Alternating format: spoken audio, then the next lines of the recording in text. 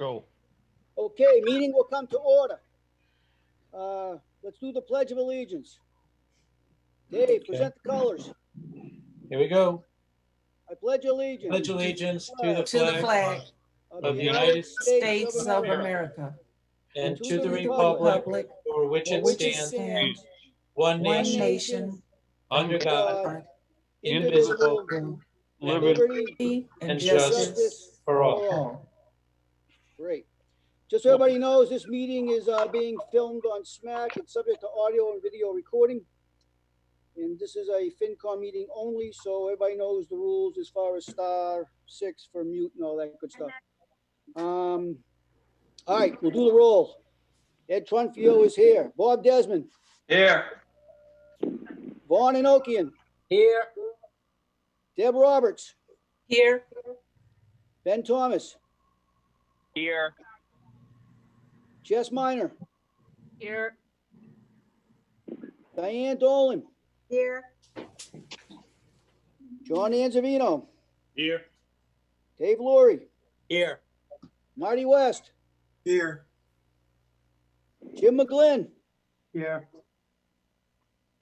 Scott Carrara.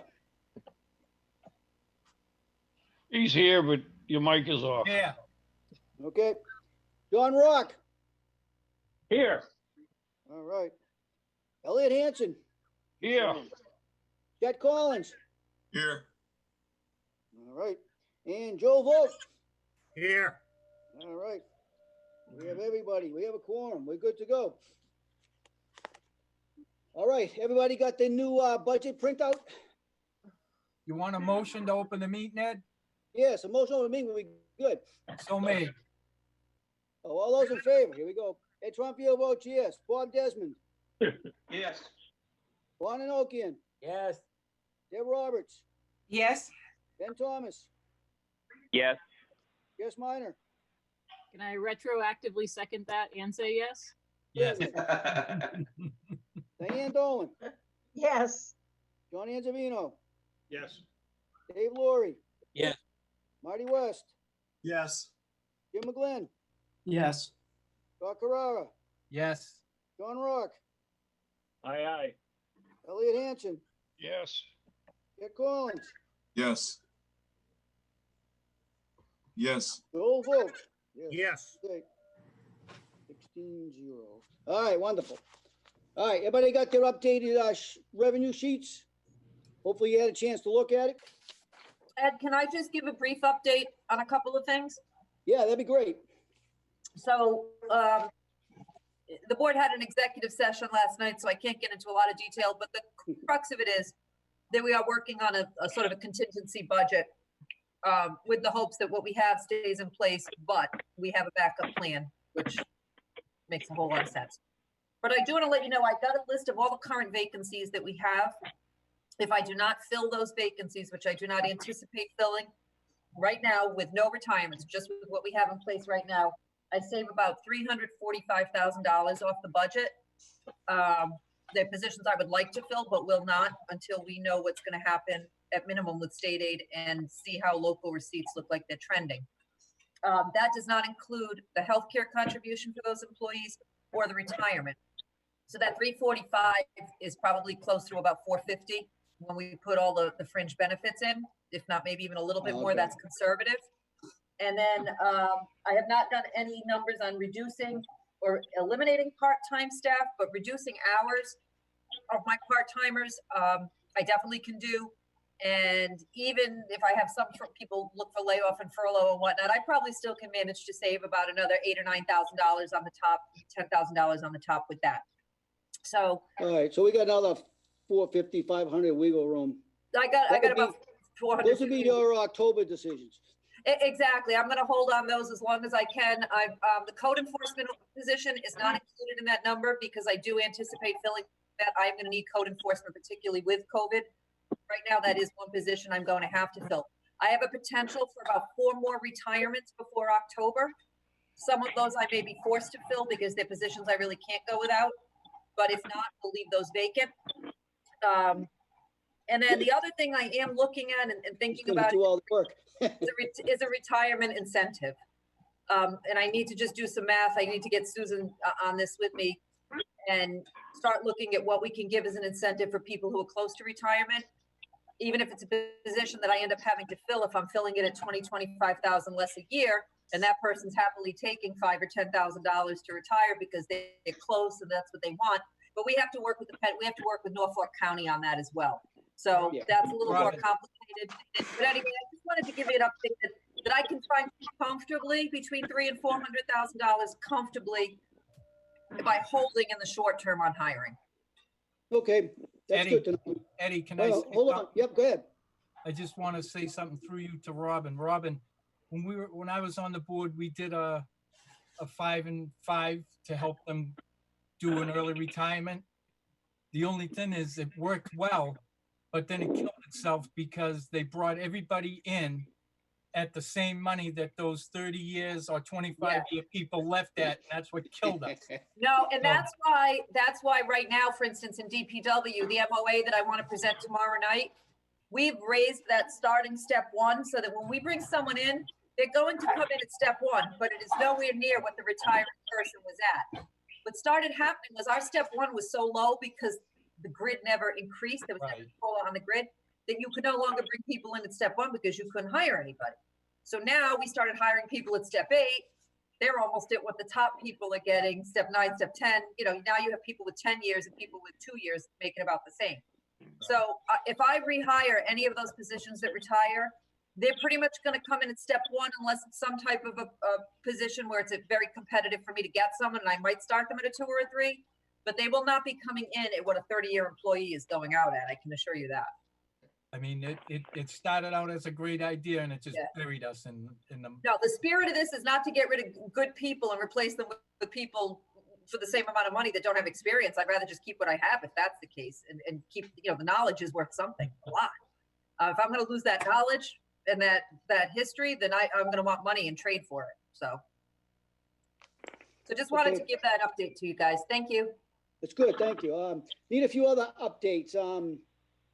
Did the Board of Selectmen decide anything last night as far as deleting any other articles? No. No. No. Wrong answer. Okay. I'm just, it's an honest answer. It's not the wrong answer. It's honest. In terms of contracts, Yes. we have a DPW MOA. Yep. So Susan is working for me on getting you a fiscal note for tomorrow night on that. Yep. Briefly, what you'll see is the main shift is there's no longer a 10-step grid. There's a couple of step grid. The major increases you see are a couple of bottom guys are going to get more.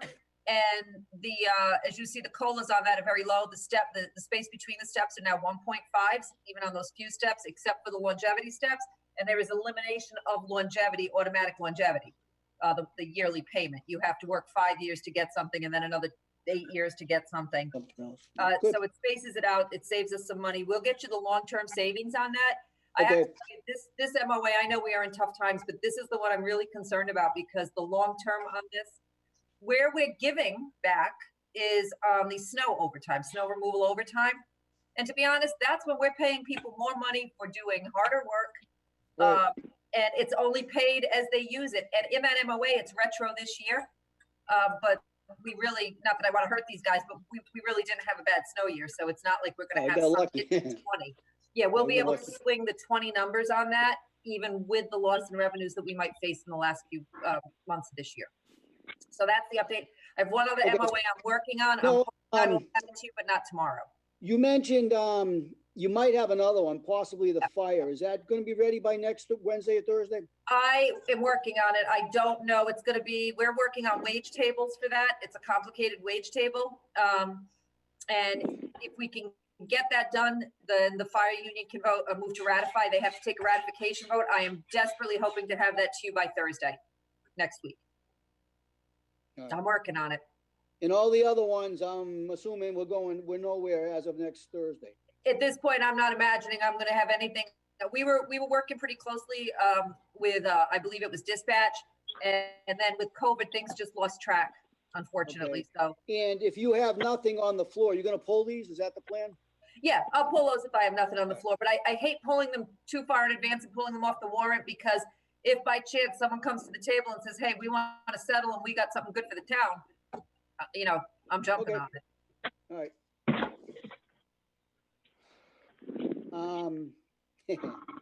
I really don't know if I want to discuss it tonight, but I understand they voted something on the sewer project. No, the only thing they voted was to continue the public hearing because they did some Okay. hearing last night, but it couldn't be broadcast live.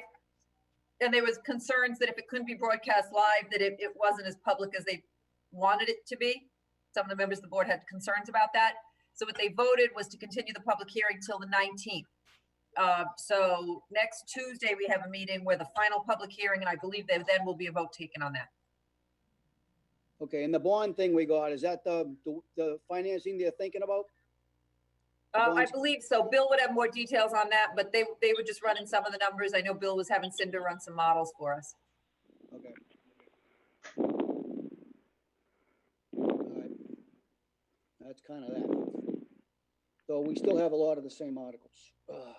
Yeah, there's been no change on that at Hey, this point. Ed, this is Dave. I wanted to make a comment.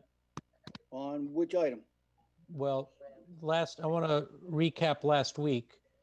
I thought you did such a great job because you managed to get a unanimous vote on the free cash number that you put out there. And I thought that was phenomenal. It showed a lot of good faith cooperation to help make it work for, you know, the situation coming into a tough year. So there was also, after that vote, a lot of people had strong opinions about areas that we could go into to help control costs. Some of the items had to do with pushing out town meeting past June 30th. So some ideas had to do with trying to freeze salaries. Some people wanted to talk about pulling articles. What I wanted to do is go around the committee to find out, as almost like a sense of the group, as to, do we want to consider a recommendation that we open up that conversation as a, you know, where the $2 million that you came up with is combined with a recommendation that includes controlling the cost for the coming year as well. So, No, it's you know, just based on, some people it's based just on are the fine. budget. Huh? It's just based on the budget. Well, there were a lot of ideas. There were a lot of ideas out there. Anything.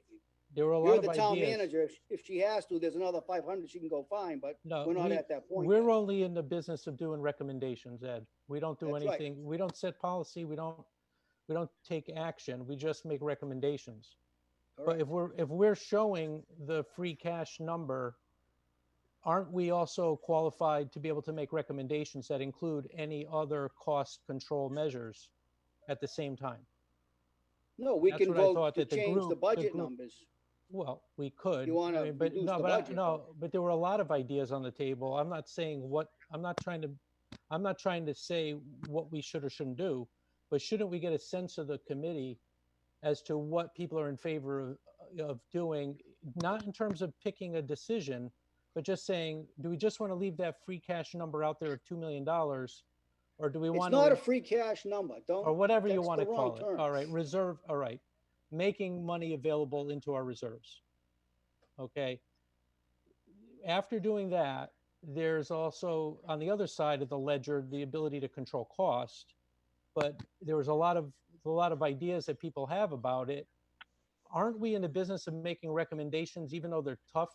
You know, it might be a tough recommendation that no one, you know, it's up to someone else to take us up on a recommendation, but shouldn't we be making them as a recommending body like this? Well, we are going to make recommendations on all the articles. We can't pull any articles. They have to go to the floor. No, no I matter didn't what. say to pull them. I said to get a sense of the committee as to what kind of recommendations we would want to make on the other side of just providing the $2 million we voted in last week, in terms of all being Well, in favor of doing that. We haven't voted that yet. This is a proposal. Right, but you got consensus about that. Well, we got consensus to put it into a form that we normally do. Right, now but we have to discuss it. I'm just asking if we could take a look at what people in the committee feel about combining the dollars that you brought forward last week with a recommendation of one form or another to help control costs before it hits the fan later in the year. I'm not sure what you're getting at. Just ask people, do you want to just leave the $2 million out there and just vote the budget and the articles up and down? Or do you want to make a recommendation that says, maybe we should talk about moving the town meeting schedule, or We can't do whatever that. else? It's already been set by the selectmen. We can't move it. I have another idea might be making a recommendation when we vote an article. Let's say it's the sewer project, to say, we'll vote for the sewer project as long as the source of funds comes from X, Y, or Z. Maybe Can't people do only that. want, why not? Because it's in the motion, It's or any other source available. It's already there. We make the recommendation. We might recommend how we pay for the project instead of a la carte, all of the above, multiple choice. I don't know if we can do that, but, No, I'm not changing the motion. I'm no, changing but the we can't recommendation. say, we approve this motion subject to the federal government giving us 100% of the money. We can't do that. Doesn't work that way. But anyways, Well, there were a lot of ideas brought up. well, I when we wanted go to through bring the that up. articles, we can look at that and, see what you want to do on them. But, and the budget's the same thing. So we are going to do that, just not in a voting session on a overall picture or whatever. At least that's the way I see I it. think there was a lot of, differing opinions about just leaving the money just out there and then actually making recommendations about what we think the town should be doing to control costs. We're not leaving any money out there. I don't know what that, I'm Well, not sure what that you means. but- you made reserves available and everybody was good with that. No, we reduced the revenues that we did and put them into the stabilization fund. Right. It's Right. not, and then town But meeting you has to then- vote it out. For the purpose of making it available to the budget. Right, correct. Hopefully, town meeting will vote it out. Mr. Chairman, I have don't a know. question about this discussion. Yep. Go ahead. According to that potential adjustment thing there, it says per the January 24th revenue sheet, surplus revenue estimate, 992,475. And you're adding in the Southeastern Regional final budget adjustment for another $63,000 for a total of $1,055,476. Yep. Okay, that additional revenue, is that based on the additional Chapter 70 money of an additional 944,280 that the It's government? based, well, I can ask Bill, it's based on the House one that came out in total. Right. Well, I looked at that Baker thing there, from the 24th, and the Chapter 70 increase was 944,280. And then there's that other $63,000 from the Southeastern budget that come in a little bit under because more kids are going to Stoughton High School. My question is that this revenue sheet that you sent out for the extra 992, is this based on the assumption that the school department is taking I think it was roughly a $500,000 cut that the selectmen proposed? Correct. Thank you. We're basically backing out the 992. So that means roughly this extra money that's there, roughly 95% of that's education money, is that correct? I don't know. All right, thank you. It all goes in the pot. It all Mr. goes Chairman, in can I general clarify fund. that? Sure, go ahead. Who's that? When you, Oh, this Dr. is Marcus. Dr. Marcus, when you say it all goes in the pot, you mean that the Chapter 70 money just goes in the pot, or does it go to the schools? I don't know. Mr. Rowe, it's part of your $50 million. I don't know how you want to look at it. You get whatever the number is, 10 million, 20 million, whatever the number is, it goes towards the 50 million. How you can say, that's how you look at it. I mean, that's how I look at it. I mean, everybody looks at it a different way, but. Well, I yeah, just the want to money goes in the clarify. pot. We have so much revenue. Each side asks for their budget requests. You get some number. And then we only have a certain amount of resources. And then we have to carve it up. Understood, absolutely. Just want to be clear, though, the Chapter 70 is a little bit different than some of the other things. Chapter 70 is school funds, period. No, I Mr. agree with Chairman? that. But, yeah, go ahead, Bill. Yeah, is my understanding, basically, there's the town has to spend at least the amount of the Chapter 70 on the school budget. So and Dr. Marcus would know better than I, but it's based on a minimum net school spending requirement, which I've gone to a course on the formula and I'm still not clear on it, but I'm pretty sure we have to spend a certain amount on education, and the Chapter 70 is based on that. Is that more or less correct, Dr. Marcus? Sort of, yeah. Chapter 70 is based on a funding formula that has to do with the demographics of each town, the number of kids in each town, things like that, and that's sent out, through the state government to each town with the sole purpose of helping the district reach the financial demands that are needed in order to make the schools whole. So it's not, I don't think there's a piece of it or 90% of it or anything like that. It's Chapter 70 is school funds, period. Yeah. Chairman, I believe. But I mean, it's not a federal grant like Title I, Mr. Chairman. Things like that. You're correct. It is general fund money, basically. All right, whatever. We're having semantics game. Mr. All right. Ben has his hand up to speak. Oh, he does? Okay, good, Ben. Thank you, Mr. Chairman. Thank you, Vaughn. Thank you, Dr. Marcus, and everyone on the call. I just wanted to sort of add another perspective to this. The legislature passed legislation called the Student Opportunity Act, which dramatically increased the amount of money that Governor Baker proposed in his January budget to the tune of $1 million to the town of Stoughton. That money is the intent of the legislature, as well as the directive of the law, is that money be directed to the schools. If the town were to decide to appropriate all 900 and some odd dollars to non-school funds, we would be ignoring the will of the legislature, ignoring the intent of the law, and as well as ignoring the intention of Governor Baker when those dollars were directed to Stoughton. They're directed to Stoughton to address significant needs for students. So we just need to be sure that we're clear on that, whether or not. To clarify, we've never had Hold on, one at a time. I'll let Ben. That was actually a good place for me to stop. Thank you. Oh, okay. I just want to be clear that at no point have we ever, if you will, eyed that Chapter 70 money. What we were hopeful was, and Dr. Marcus I know was working on this, was that would help bridge some of that 472, though it could directly supplant some of the things that he already had in his budget. He could work with that, and we might be able to close the gap a little bit. And I would defer to Dr. Marcus for clarification on that. But our intention was never to use that increase in funds to do anything on the town side. And that's why when I say to you, what I presented is what I need.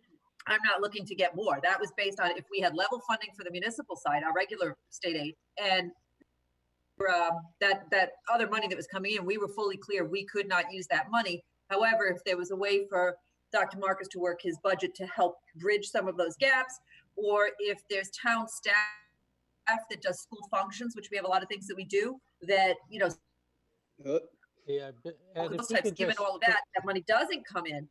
And I found this, this 500,000.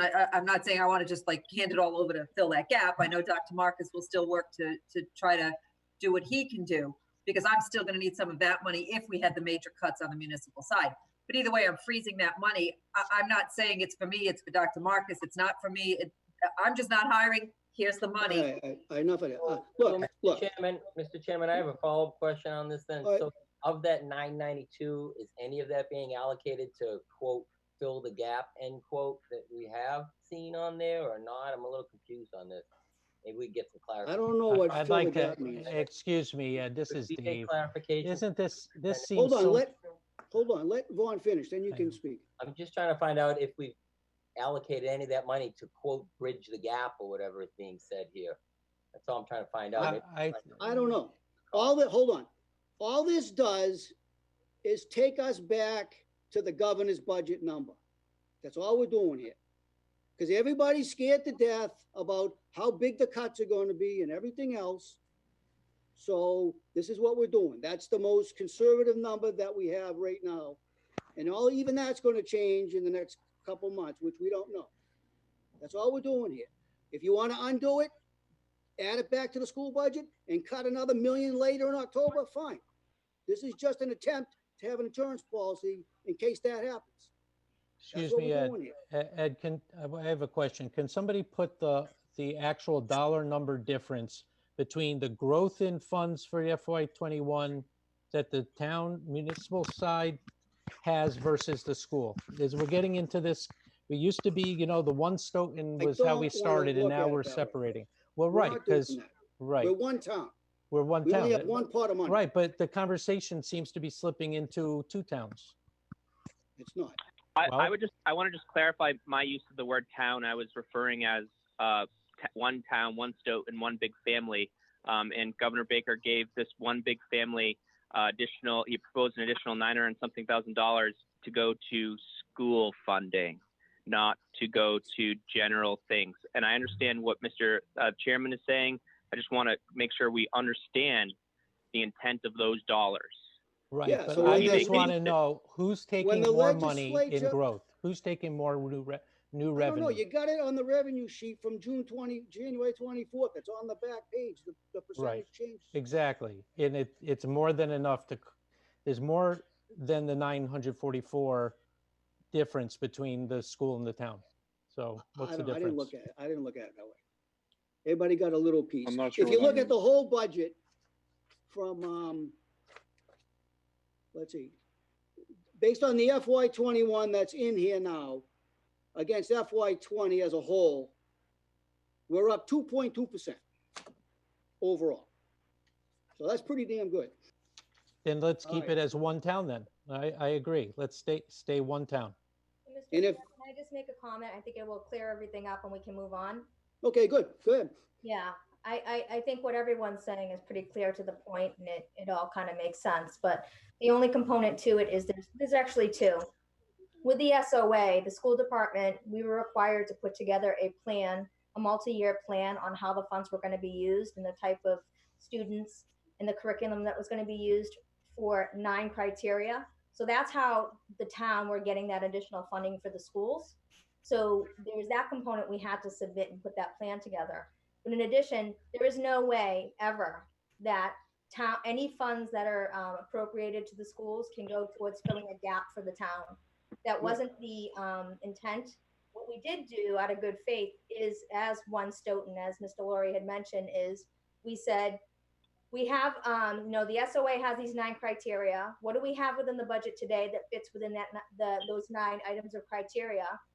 Let's pull it back, right? We know that there was a gap for the town for 472,000. So why don't we just pull back, look at what fits in there? That's 472. And then we have the remaining of the 900, the almost $1 million that we will build on the budget to add it. So I just want to be clear, because I don't want it to get out to the public or for the state to hear that with the SOA funds, we filled the gap, because we most certainly didn't, but we did this in good faith because we felt that it was important to work together. Now, where we are today is a different scenario, right? So that's a whole different conversation. Right, but the Hey, budget as it is covers your budget, correct? The money that we've got in front of us today covers your No. budget, No, correct? it's No. been cut by $470,000. It doesn't. Mr. Chairman, I have another question. Conversation from Hold January, on, one at a time. so I think that's This is John Rock. I heard Dr. Marcus say the other day that if we don't get the student opportunity money, he can back that out because it was allocated for discrete things. I don't think we're going to get it, but is that correct, Dr. Marcus? Is it correct that you think that we aren't going to get it? I think, No, yes, that's what you said, but I think that we would be able to back it out if we The- don't. the problem is that we don't know the answer to that. And so Right. that's part of the issue that I think I raised yesterday in my email back to the group, which is that the entire 944 plus another 60,000 was backed out of the school department budget. And we didn't just go back to January 24th or whatever, as if we were starting over. That's making an assumption that we can take $944,000 out of the school budget and just everything is fine. That's not, it's not that simple. It was, as Mrs. Gropey said, we had to shift things around in order to backfill, in order to make that budget work with 472 of the SOA money, leaving and shifting things so that we could make that work. If you take all of that out and say, well, we're going to make an assumption that we're not getting any of the 944, which I don't think is accurate. But if you make that assumption, then essentially you are taking that money out of the school department budget, not what we came to in April, which I still don't understand where we've sent those figures. We sent that budget. I still haven't seen that circulated among the committee. However, that 944 essentially is being taken out of what we were talking about in January. So it is a reduction. It's not just taking out the SOA money and kind of starting again. It's a serious cut. Through you, Ed, quick question. Does the budget that we have in front of us now go up from where we were in January or go down? Or is it flat? Do we have the same budget for the school today that we had in January, or did it change up or down?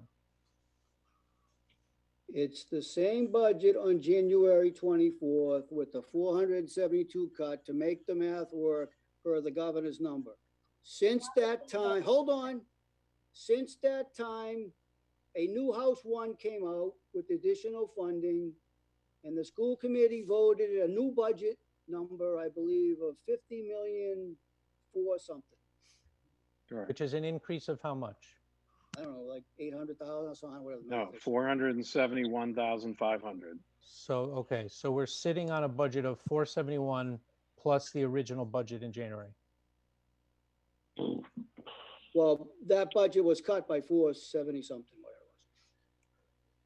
it was. Are we looking at a budget now that rolls back to 471? We're sitting on the first number of where we were because nobody wants to put in the new number because everybody seems to believe it's going to be cut. And that's where we're at. So if you want to put it in and hope for the best, then we'll just put it in and we'll cut it in October. It doesn't matter to me. So we're trying to be conservative. We're trying to hope for the best.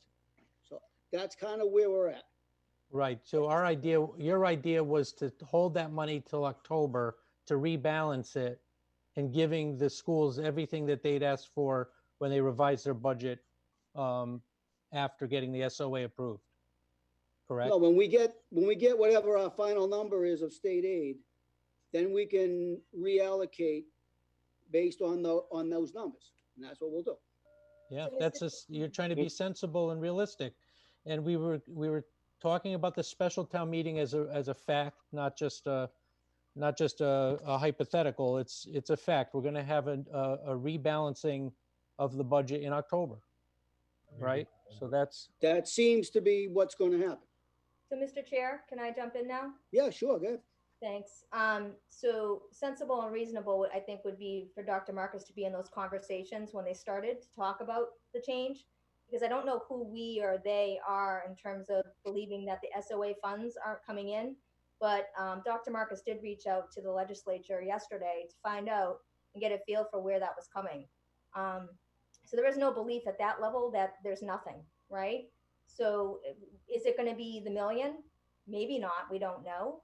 But we did reach out. So I think that had he, been in some conversations starting at the end of last week, coming into this week, maybe those calls could have been made sooner and we could have sorted this out for you guys for this meeting, which is unfortunate. But we, meaning the school committee, don't believe that there won't be something. We just don't know what it is.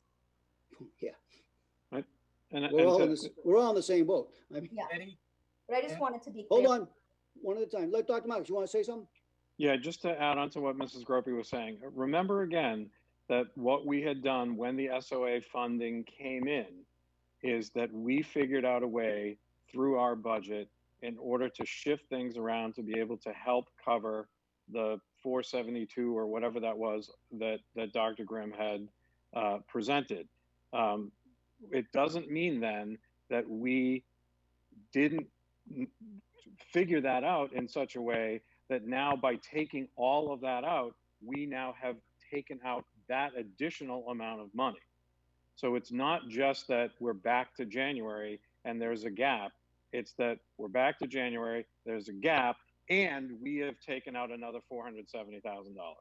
So it's, as Mrs. Gropey said, if we want to go back, and I have absolutely no problem with being conservative and being careful, especially in the situation we're in now, absolutely not. But if we want to do that, we got to start over and have the conversation again to figure out how we would, on the school side, go forward, and not make an assumption that the Chapter 70 is just something that we can say, well, we don't have it, so it's all set. It's more complicated than that. We've moved on since January and have built a budget based on that. We're now going to have to step back and back things out again and make shifts. And we need conversation, collaboration, and time in order to be able to do that. Well, time we don't have. We got to be done by next Thursday. Ed, Yep. Go ahead. is Dr. Marcus done? Dr. Marcus, you all set? Yes, thank you. Okay. Go ahead. Just listening to school committee woman Sandra and Dr. Marcus, does everybody see and hear what they're saying? Yeah, we do. If they don't get what they want and the numbers don't come in, we're going to be coming back in October to do stuff.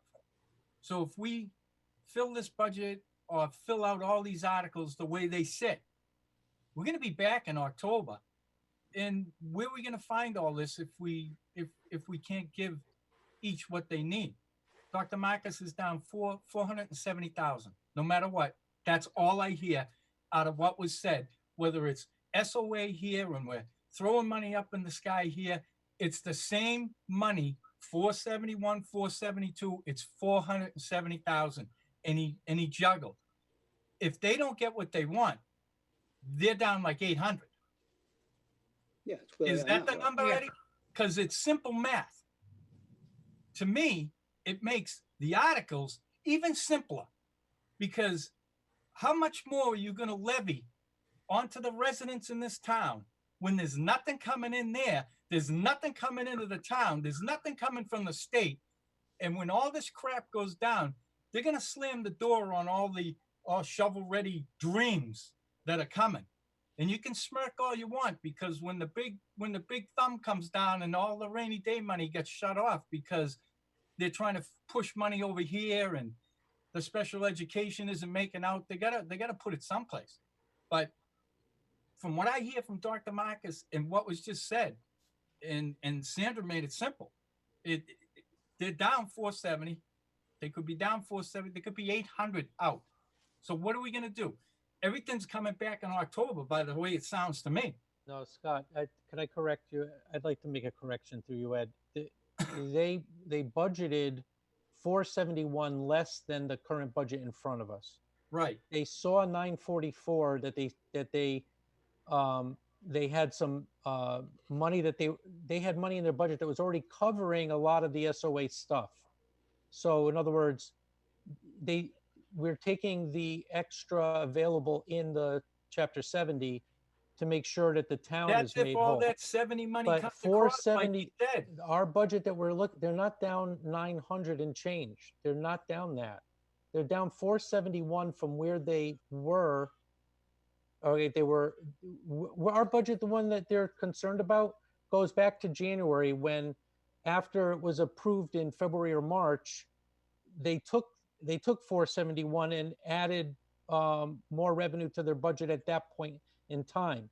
What their concern is that we rolled that back, assuming we're not going to get any SOA, and we were going to put it aside until October during our special to then take a fresh look at where we are financially as a town, to then look at how the schools were impacted by the COVID crisis and everything else. So they're down 471 in the current budget from their revised budget in the March timeframe. So they're looking now at being kind of like feeling stuck at where they were in January. And that's an offset. problem of 470. Thank you. All right. Are there any other members who got any comments? Because we're hearing from the same people all the time. Does anybody else have anything else to say? Ed, John Anzavino here. Hey, John. I just want, I mean, I've got 3 different budgets here and a couple other sheets, and so I'm just trying to make sure I'm looking at the right numbers so I can understand the concern from Dr. Marcus and from Mrs. Gropey. So every budget I had listed just the public schools at 49,462,496. I have a budget from February, I have a budget from March, and I have the budget that was printed out today. Then I had a school budget that was dated December 17th. Was that the last one that the school committee voted on?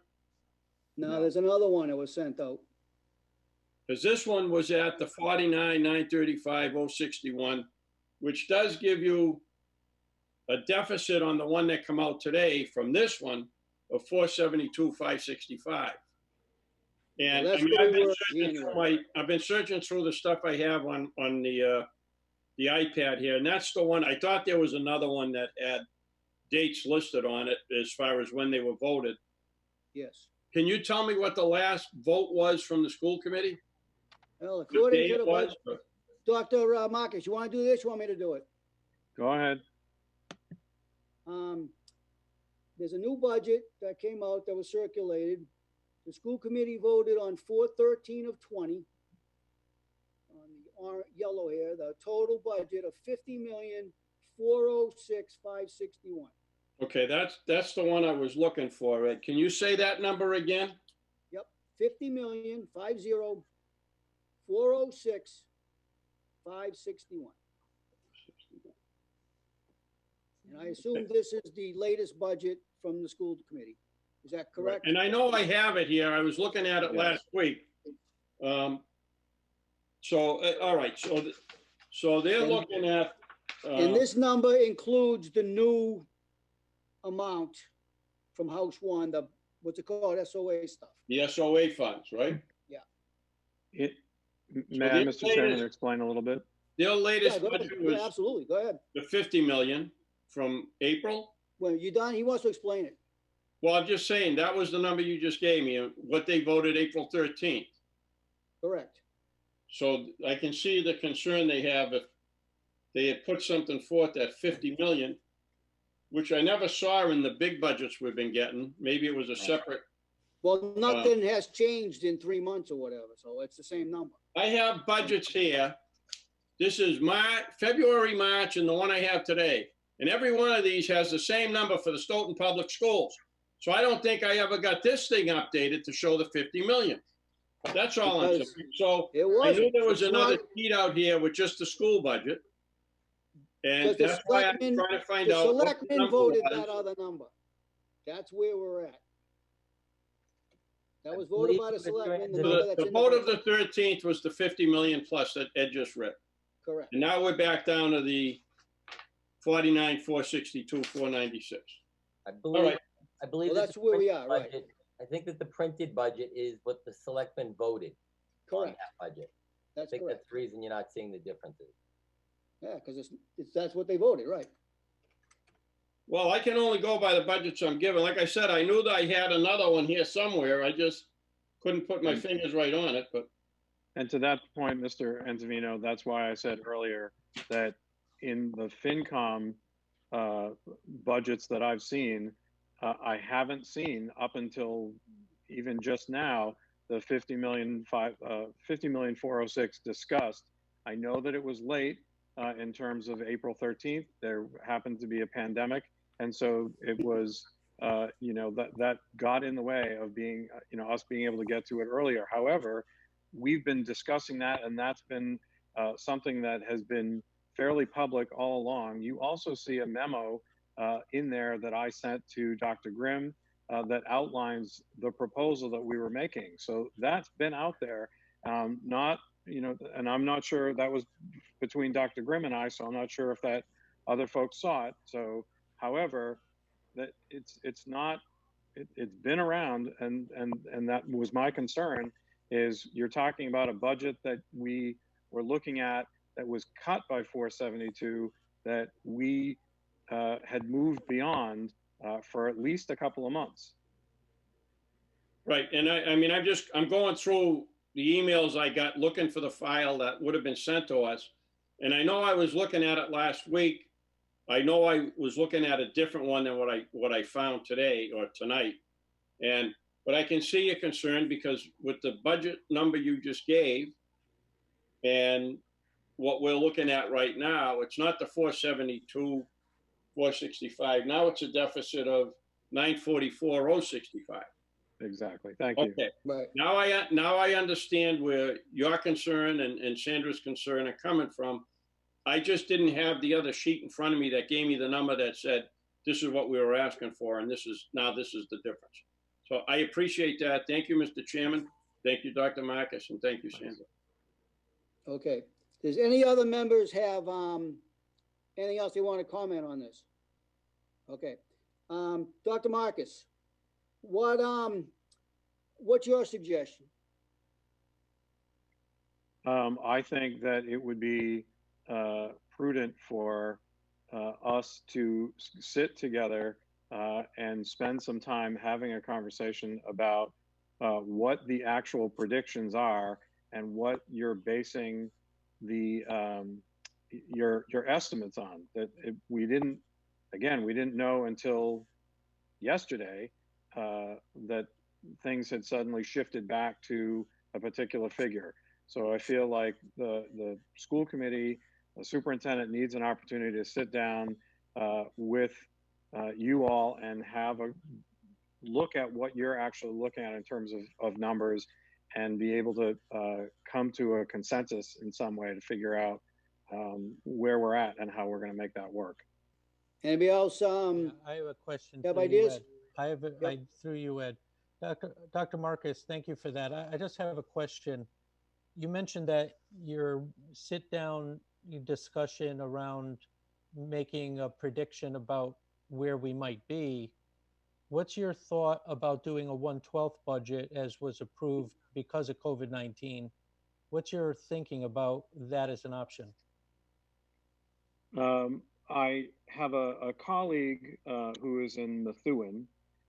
She is the superintendent of Methuen, and she described a 1/12 budget as being something that was really difficult to make work, based on the rules of a 1/12 budget and the fact that you can only fund specific things that you know are actually going to be able to be funded over a certain amount of time. There were different things like that. And so, in fact, the 1/12 budget that they dealt with was fairly devastating. Now, that doesn't mean that the rules haven't changed. I know there was new information that came out in April through the legislature that might give a 1/12 concept a little bit more legs. But having heard her description just a week ago, I want to understand that a little bit better before I make any recommendations to the school committee about a 1/12. Yeah, but Methuen is an odd case, right? I mean, didn't they just come out of receivership of some kind? They had like a $4 million problem with the way they overspent, and it came back and it became a major problem with the state. I mean, would that be? Is there more of a a town like Stoughton that doesn't have that kind of problem in terms of how this COVID crisis opened up the governor's legislation that was passed specific to a crisis like this?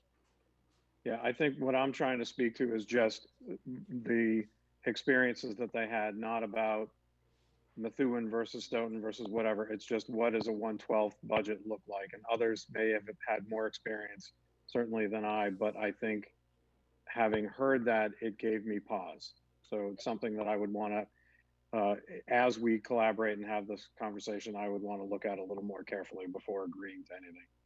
If I might, I did a little poll up by Norfolk County town managers to see what's happening in the county. And they are not going. They're towns that have already made these decisions at this point.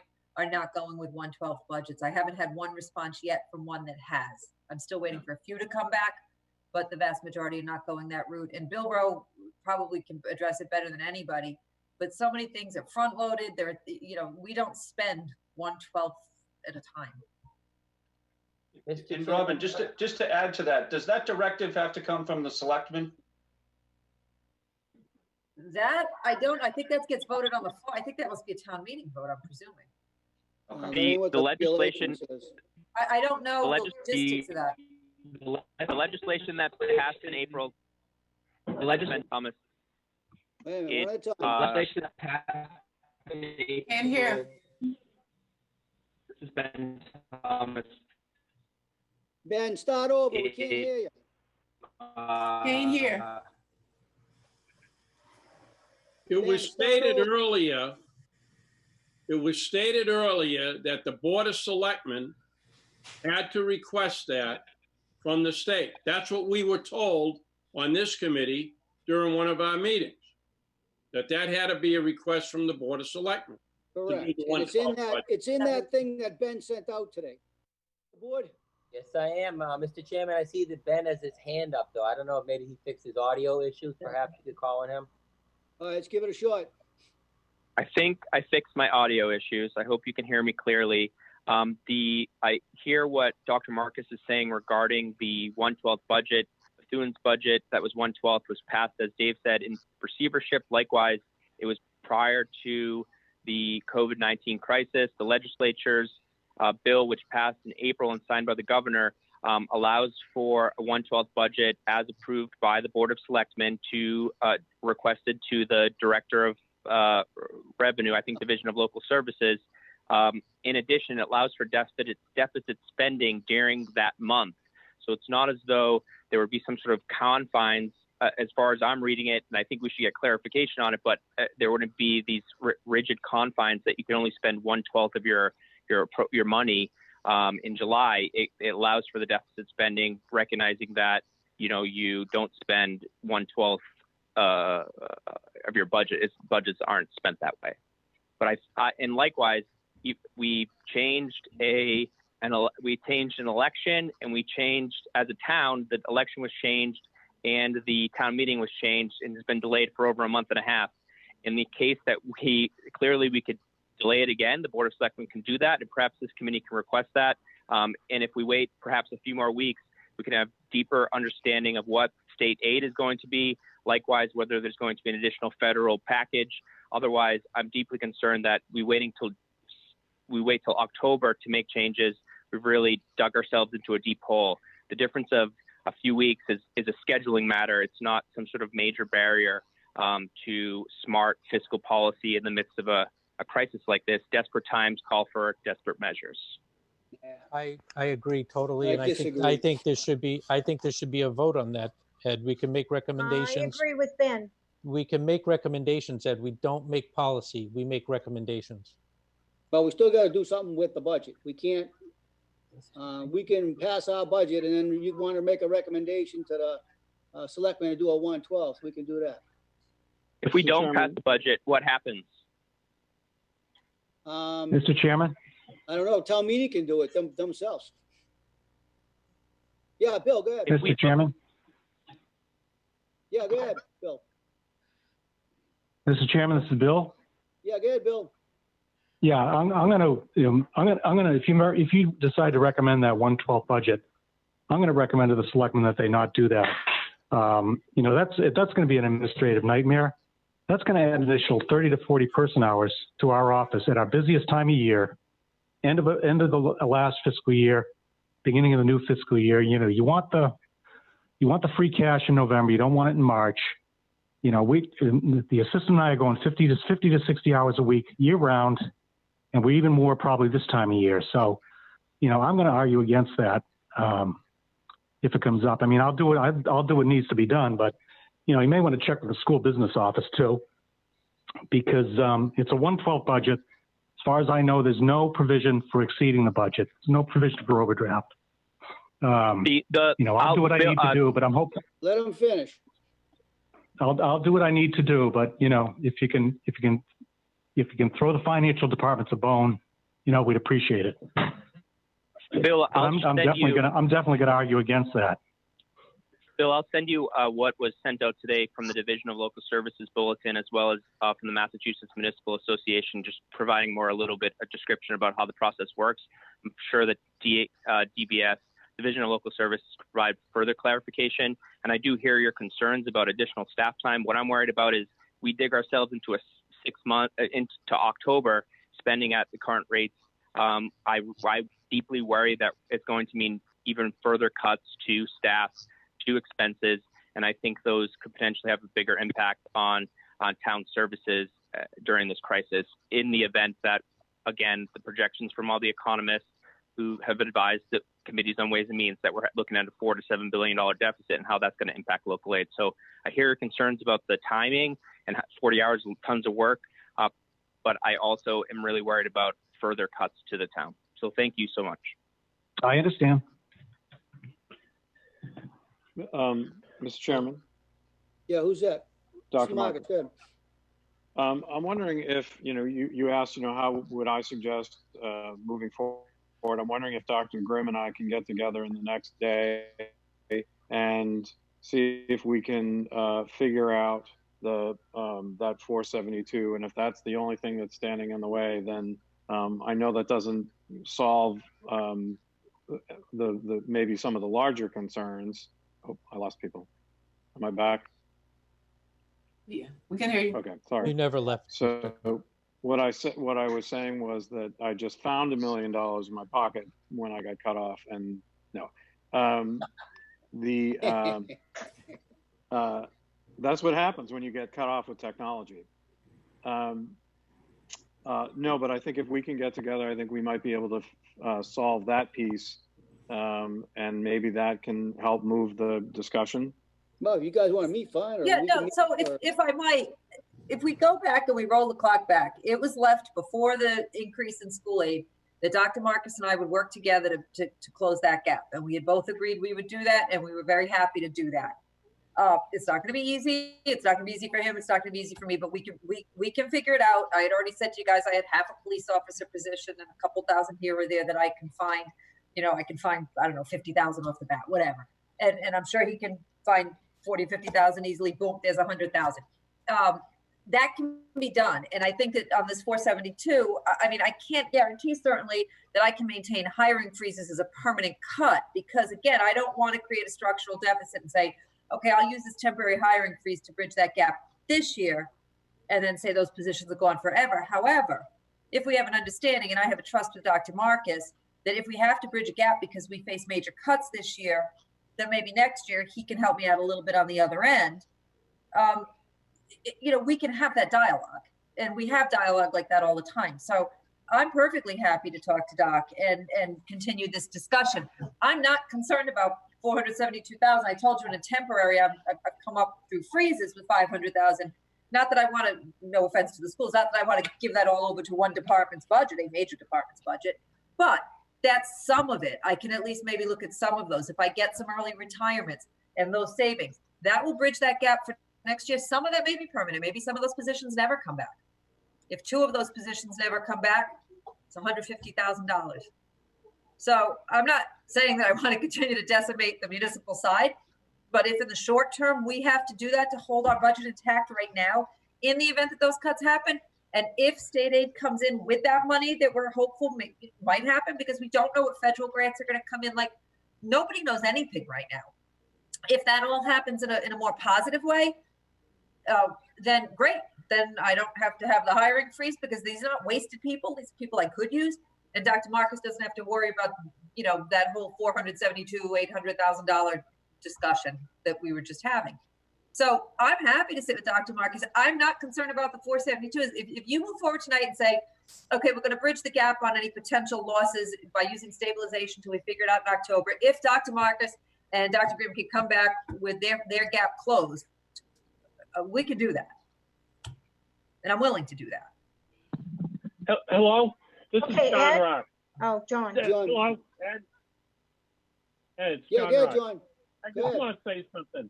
If Dr. Marcus and Dr. Grimm are comfortable with going forth with their budget, with whatever reductions they can make, with the understanding that they might have to take deep cuts come in October, I'm okay with that. I don't think we need a 1/12 budget. You know, we got to have a little trust in our leaders here.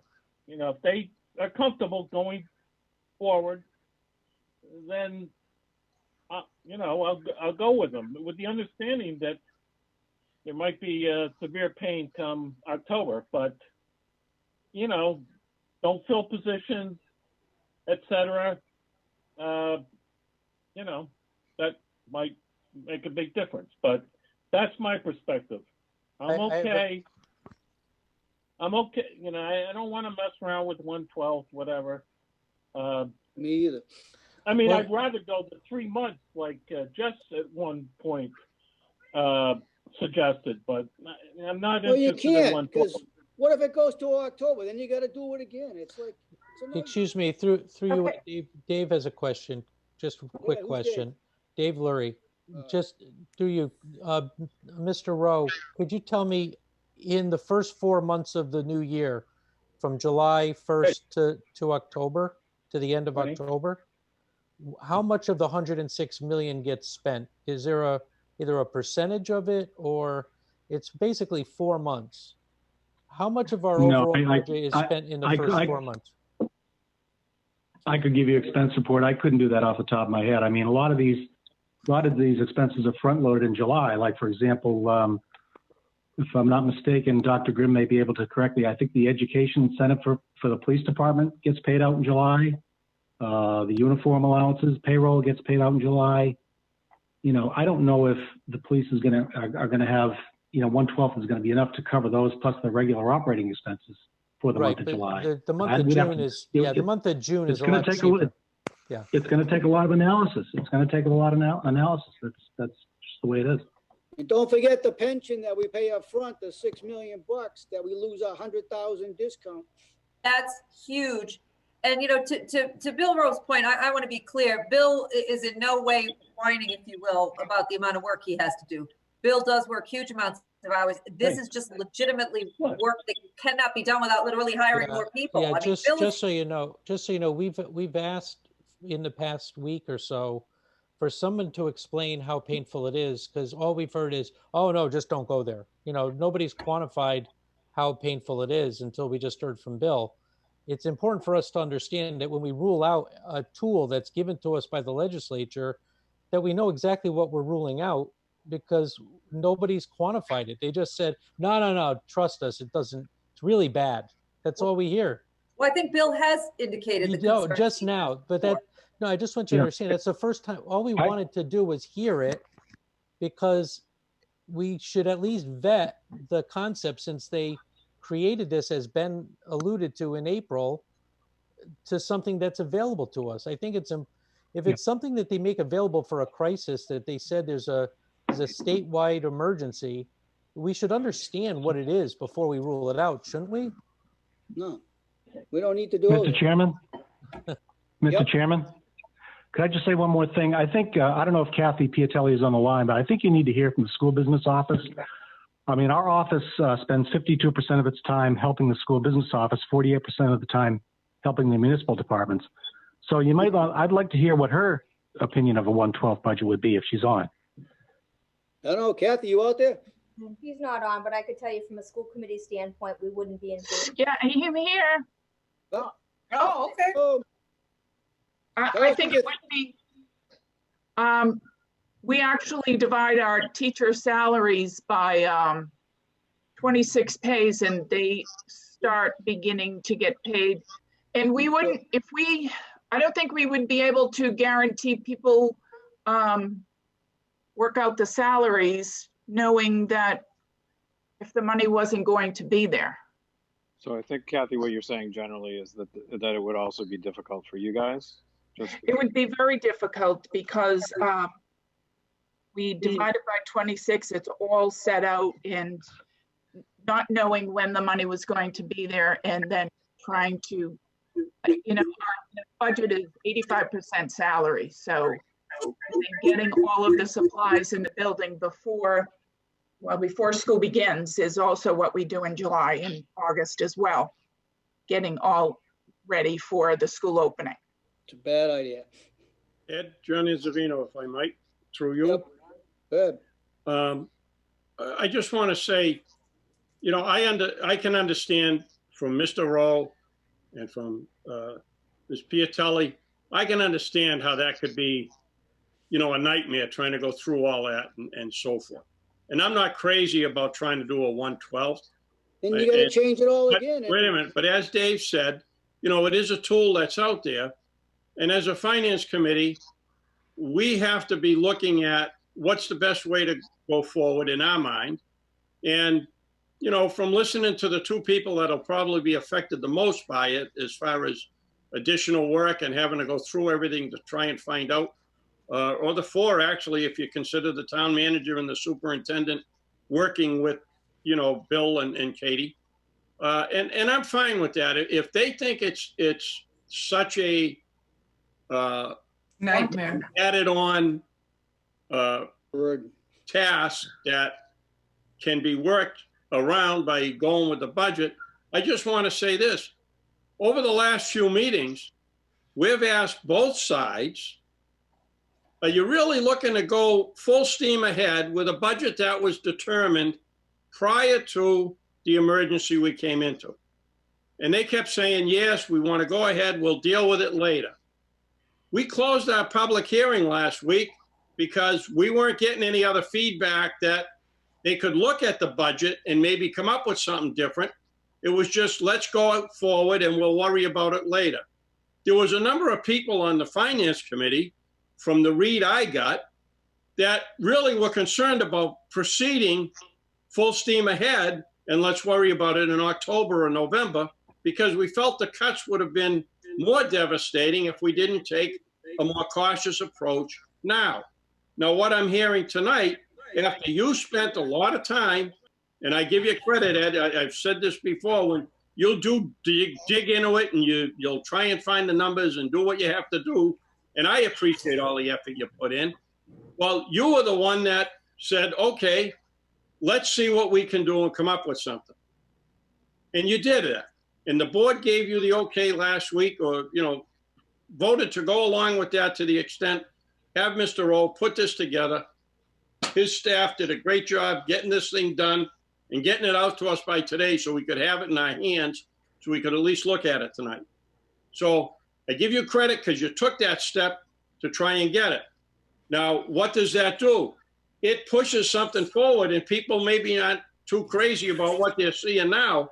But what I'm hearing tonight now is the two top dogs want to be able to sit down and see, let's see if we can come up and do something and see if we can work this out. Because if the money comes in, I'm sure nobody on the committee would have a problem coming back in October and say, hey, we got the more money in, let's put it back in the budgets then. And I don't think the committee would have a problem with that.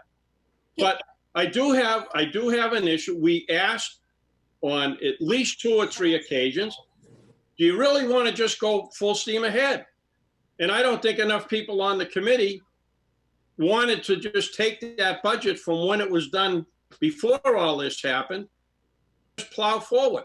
So I think we were being more conservative to try and protect as many as we could for as long as we could without having a devastating effect later. At least that's my take on it. People may or may not agree with me, but what I'm hearing tonight between Dr. Grimm and Dr. Marcus, if they're willing to sit down now and take a look, maybe they can come back with something. And, you know, Bill can reproduce the budget for us so we can have a new printout with something different. But I just wanted to say, you know. Okay, Mr. Chairman. Really, Dr. Grimm and Dr. Marcus, we asked on numerous occasions whether we could do anything.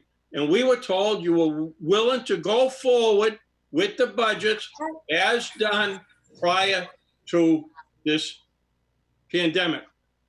A number of committee members didn't think that was the prudent way to go. And, you know, we're charged with trying to put something forward to town meeting that we're comfortable with. And that's what we're charged with. It's not that we have to agree with everybody that's done the budget before us. We need to go through the budget, and put forth something that we can stand up before town meeting and confidently say, this is what we think we should be doing. Now, you know, over time, sometimes hard choices have to be made. And, you know, this is an approach we took. Maybe it's cutting it back a little more than you want. And I'm hoping you and Dr. Marcus can sit down and maybe come up with something that appeases our concerns. Ed, John can I- summed it up. Hold on, let Chairman, Diane speak. thank you for the time. I'm going to mute my mic now before I go on all night. I've been known to speak a little bit longer than some, but I thank you, Mr. Chairman. All right, Diane, it's your turn. Okay, thank you. I agree with some of the stuff that John just said. However, one of the pieces, I believe in that legislation, also said that we could extend the time that we could have meetings. I know our town meeting is supposed to be on the 23rd, but doesn't that give the finance committee another couple of weeks to? No, we got to be done by Yes. May 22nd. They get everything printed, ready, get the book ready, and in town meetings hands 2 weeks out. That's how it goes. Yeah, well, I think we can extend that out a little bit, Ed, can't we? I mean, she needs 2 weeks before we're talking about the 1st of June that she needs to get that I information. know, if you're a town meeting rep, what do you want to get the book three days before town meeting? You I've know had town Howard meeting- Hanson drop it in my mailbox the night before. Well, So that shouldn't happen. And the only reason I'm saying that is I would love to see our town manager and our superintendent of schools sit down, maybe if they put their heads together and get some stuff, keep track of what they're taking in October, give it back to them if we get the money.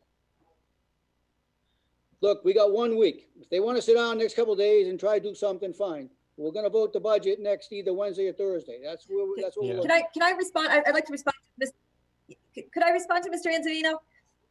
Yeah, sure. Yeah, so I understand what you're saying, and I am still prepared to go forward, if you will. But I think one of the things I've been trying to make on the point is just because something is in my budget doesn't mean I'm going to spend it. And those hiring freezes, for example, are things that are in my budget. What I'm saying to you is I like what Mr. Trunfio is trying to do. I think it's great that we're trying to use stabilization. This is exactly what this money's for. And then if we don't need it and those cuts don't happen, that money stays right where it was. And if the cuts do happen, we have a bridge. So I am ready to move forward. But that being said, if we want to be prepared, I think Dr. Marcus and I can find that 472. What I'm looking at is realistically, we may not get the increase in that chapter 70 money, but in the back of my head, I'm saying, okay, what if we get level funded? That 472 gap was based on level funding. So what I'm saying to you is, I think if we want to be somewhat prudent, I'm ready to go with where we're at, knowing that I don't plan on spending $500,000 of money until I absolutely know what state aid is going to do, what state funding is going to be. But that being said, if we want to be prepared in the short term to have a contingency that Dr. Marcus and I, both sides here, get level funded, we could come up with that 472 as a contingency plan. That's how I'm looking at this. I'm not ready to abandon anything yet. Again, do I think we might not get as much on that 70 money? Probably. I mean, realistically, you know, Ben's hearing it every day. Realistically, we're not. But if we get level funded, which I'm hoping is the worst case scenario, that's when we can work to bridge that gap. Now, what we have to be careful of is not to forget there are other areas that might drop off a little bit too. Local receipts. And I think Mr. Trumpio talked about bringing those back to 95, dropping them down a little and absorbing that right now so that we can absorb that. That's why I'm in favor of what this proposal was that you all received to Trunfio's request. I'm ready to move forward like that.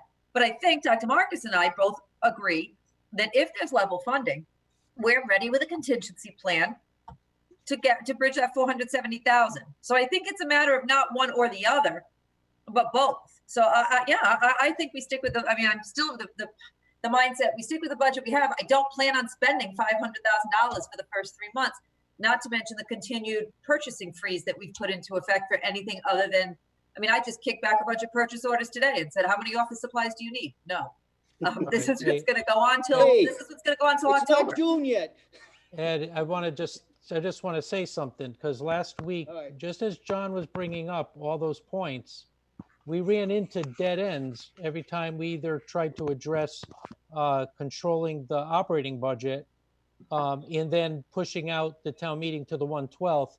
It sounds like there might be a little tiny bit of wiggle room on the operating budget side of things this week, but we didn't have any last week. But just so you know, there was an addition, Scott Carrera brought up last week that you put aside the 1/12th and you put aside any kind of budget savings you could do in the operating budget. We're fattening up the reserves because we had to try to cushion whatever hit we might take from state aid. That was discussed. We were trying to fatten up our reserves to withstand a blow that we might find from the state aid. And then Scott Carrera said, you know what? You know, it's not, even if it's not so much about the FY21, it's all those articles that are going to hit us in FY22. And we can't go bleeding down our reserves, knowing that we're going to be faced with an FY22 budget before you know it. You're going to blink and it's going to come up on us in no time at all. So somewhere there's got to be, you know, look, the fact that if our reserves are the one thing that helps us get our AA2, you know, Moody's rating, and you start bleeding down you start bleeding out our reserves to help with the kinds of problems we have now, we at least have to protect the FY22 with the articles.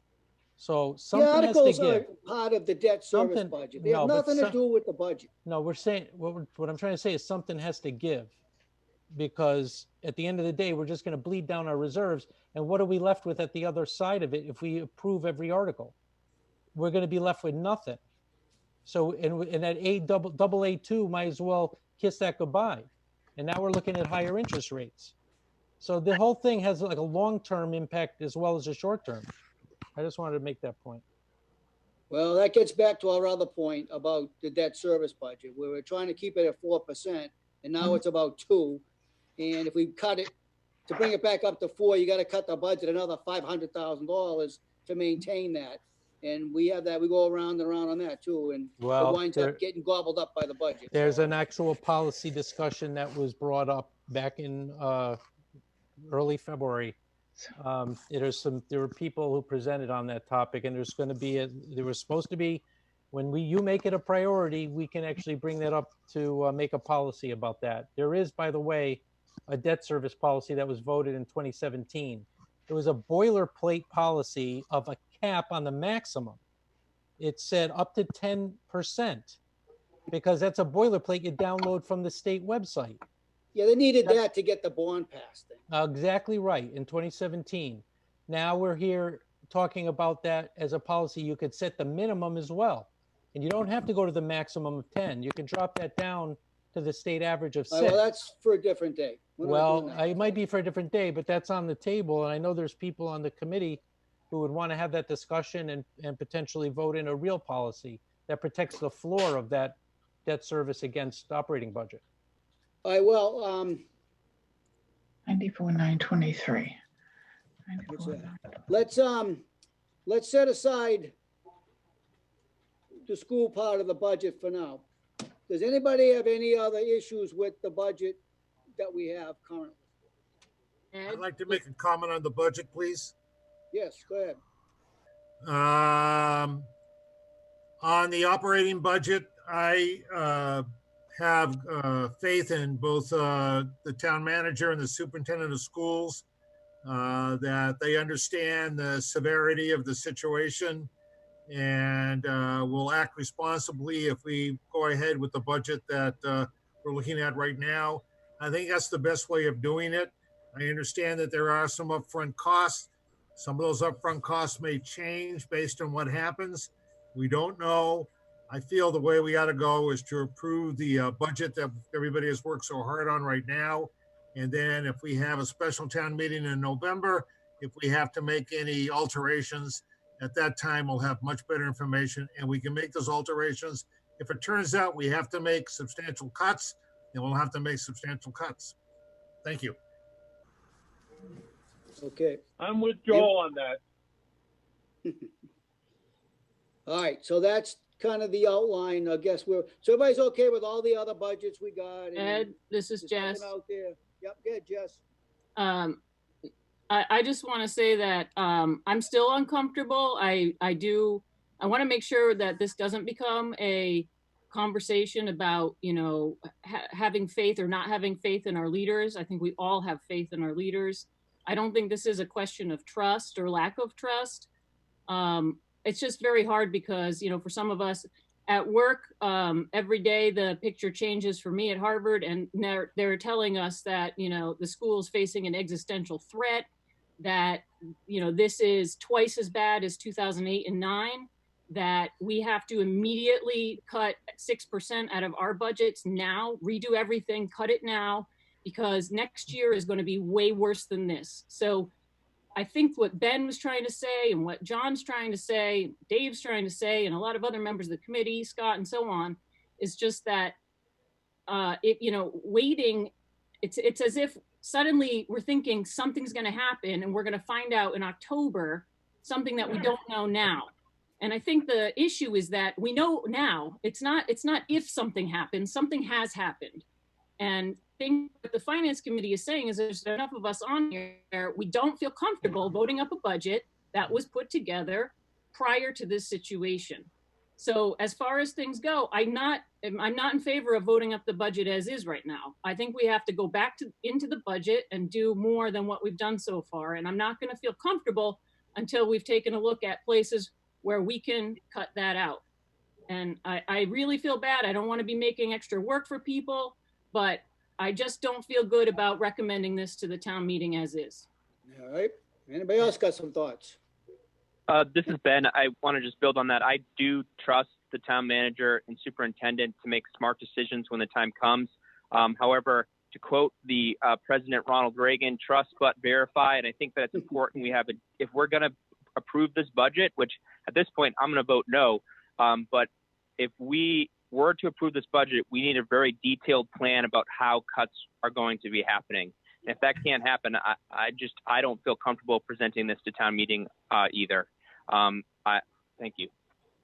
No, I disagree with all that. Mr. Yeah, who's Chair, that? Who's that? Scott has his hand up. Who does? Me. Ferrara. The budget was hammered out. It was put together. It was done in good faith.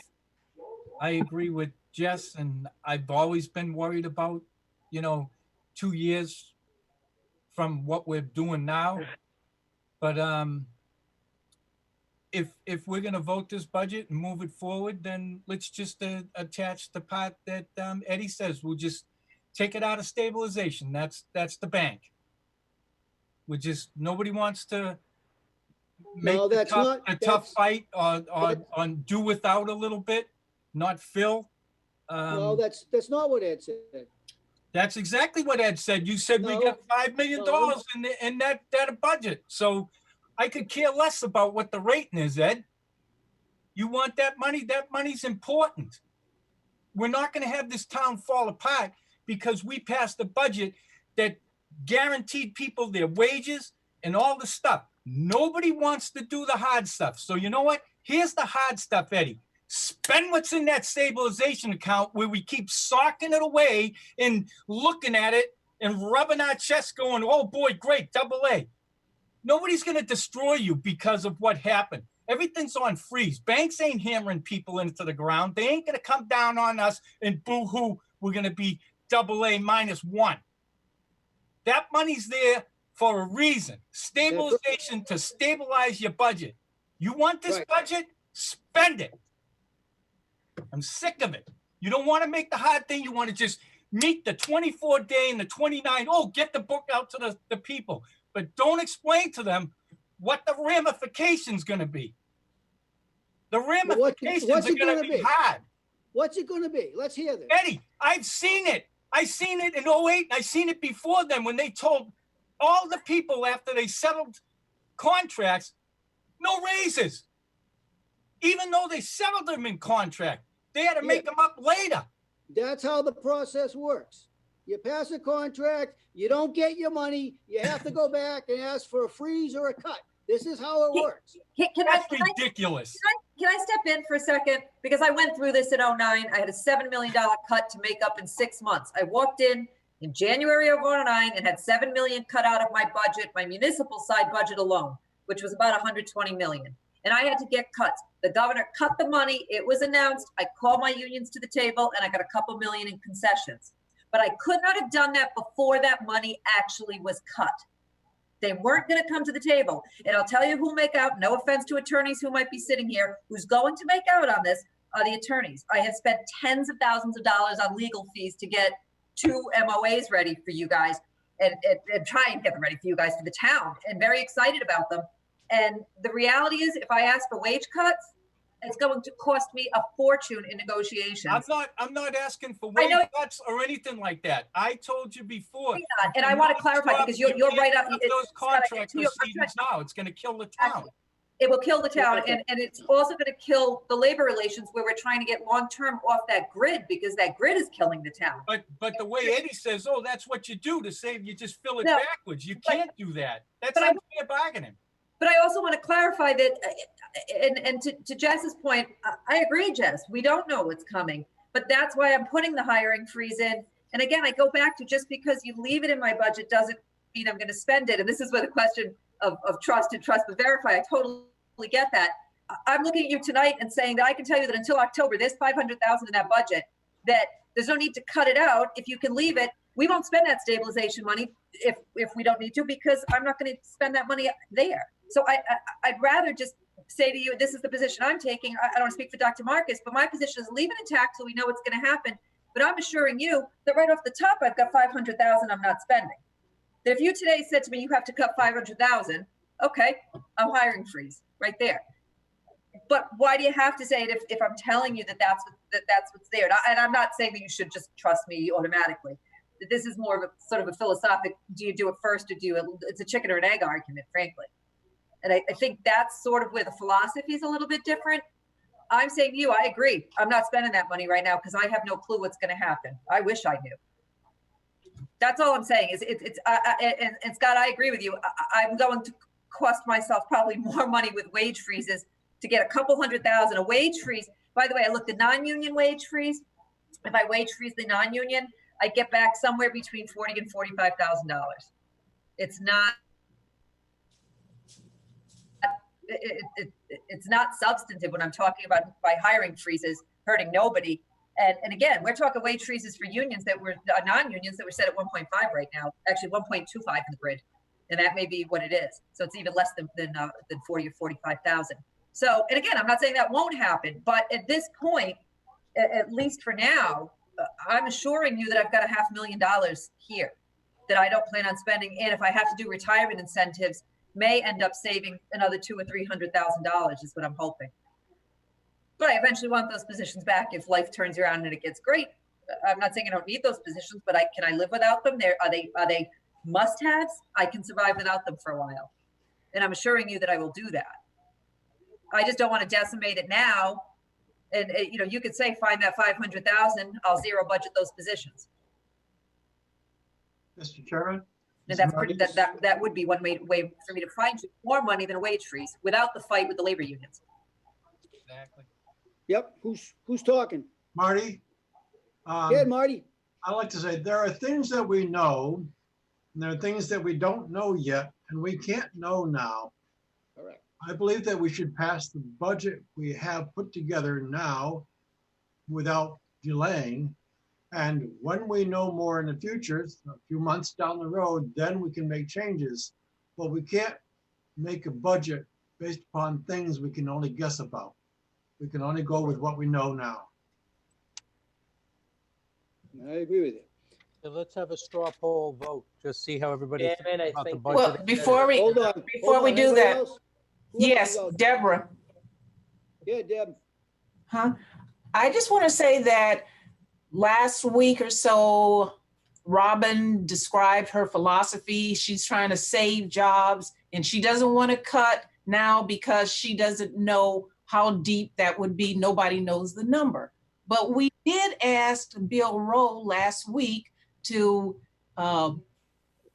sharpen his pencil and give us an exhibit. He made some updates to your original exhibit, Ed. He was going to present that tonight. I would like to hear that, his answer. Also, we wanted to hear what are if we make these changes, from the reserve balance, what will the balance in the reserve accounts look like? And we still haven't gotten that answer. So I know. Yeah, he sent out the sheet today. Can we review them together as a team? Sure, I'll go over it to you right now if you want. Okay. Can you present, because this is also for the people that are on the line. I think it was part of the package that went out today to everybody. Yeah, why don't you have it shared on the screen so, you know. I don't have it set up that way. If somebody else can do it, fine. Diane, can you do it? I think I could do it, Ed, if Vaughn, oh, go ahead, Diane. I wasn't sure which documents you were talking about. It's the last page, I think. It's that came out Monday, the stabilization page. Monday. It's got the 4 numbers on it. General stabilization, building, fire apparatus, OPEB. It was in that packet. It's one of those 5 pages that was sent out. I think I can do it, Ed. Hang on. I have it. You got it? All right. Somebody want to take, I'll stop sharing. Yeah, I can't find it. I did. Can you do it? Yeah, I can. I can. I have a bunch of, this is a revenue sheet that has the notes on the cover. There you go. Bring it up a little bit. Oh. That far enough? No, it's next page down a little bit. No, that's the last page. No, I just saw it. Stabilization. Oh, maybe that was the last line item of. There's another file which only has 4 entries. Yeah. The stabilization was sent out as a spreadsheet and it just had the 4 accounts on it. Oh, by itself. It might be on a separate email. There we go. There it is. You got it. That's it. Okay. Someone's got it. That's me, Ed. I got it. Okay. All right, everybody got that? Okay. I'll just review. I'll just go over it. The stabilization fund's got 4.9 million in it. The building fund's got 2.3 million. The fire's got 76,000, and OPEB trust has got 11,000. But we can't touch that. That's gone money. So just put a line through it. That's where we are. And this is before the 500,000 I want to put in the other 500,000. So add another million on top of this. All right. Plus the million we're not going to count as revenue. That's part of this house 1 number. I have a 2 million hit that we can take on state aid. And if we have to go into stabilization, we can go another million if you want, or we can cut, say it's a 3 million hit. We can cut the budget $1 million in October. That takes care of the 3 million. If it's 4 million, then it gets a little more interesting. You might have to go to stabilization for some more money. And don't forget, this has to last for 22 and probably 23. This is going to be a 3-year event. This ain't going to be a 1-year thing. So, and they'll get progressively worse once everybody starts seeing the real numbers. Well, anyways, that's what we have, and this is where we're at. So it ain't the end of the world. We can take a $3-4 million hit. I don't know what the total net on state aid. I think it's 15. It's on that budget sheet. I can't see it. It's we'll go back to the governor's budget number. The net after the expenses off the top was 15.6. So we use 15 as an easy number. If that takes a 20% hit, that's $3 million. All right, so I think we have a lot of wiggle room. I doubt they're going to do a 20% hit. They didn't do that much in 08. Now, not that that's a reference. This is a lot worse, but because everything went south at the same time. They shut everything down. It's a whole different animal. But so that's kind of where things are at. Ed, the Board of Selectmen voted an adjustment to the estimated revenue for local receipts. And I see the factor of 95%. Is 95% enough of a factor in showing what the hit would be? Or well, do you think, yeah. There's 2 different, I had Bill adjust 2 out of 3 of those numbers. if you go back to where we started in January, 3 of them had 97%. We backed 2 of them off to 95s and kept 1 a little higher for the ambulance fund. Because I had a math Mr. error Chairman? on my first sheet. All right. So we got to remember, local revenues are backwards looking in the sense that it's what's happening in 20. They'll probably come in decent because it's 20. You had 9-10 months of normal activity, and then the last 2 months it fell off the table. So we're going to use those numbers to balance the 21 budget.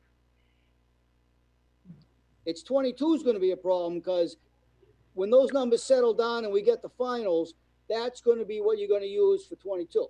And they're going to be lower than where they are today. And that's one part of what's going to happen for 22. So it's kind of a backward looking number, but we have to use it when we do the recap in November. And Bill needs a little bit of wiggle room to do the recap because you also have the new growth number. That is not set yet. We're using 800. If it comes in at Mr. Chairman? 900, hello, let me finish a minute. Yeah, go ahead. Comes in at 900, then you get a little wiggle room. And if you wanted to, you could go to 100% on these numbers to make it work, but then you really screw yourself for 22. So it's just, it's an exercise in math. All right, who's that, Bill?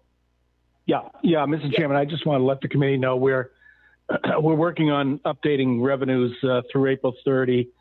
So if all the pieces fall into place, we should have an analysis for you next week, through April 30th. Plus, I'll have a monthly comparison of March and April 2020 to March and April 2019, and then you can make some adjustments, some assumptions about what's going to happen in May or June of 20 based on that comparison. So I should have that for you next week if everything goes all right. We get that by next Wednesday? I believe so. I'm shooting for the selectmen on Tuesday, so. Okay, great. Even Kind of better. problem. Yeah.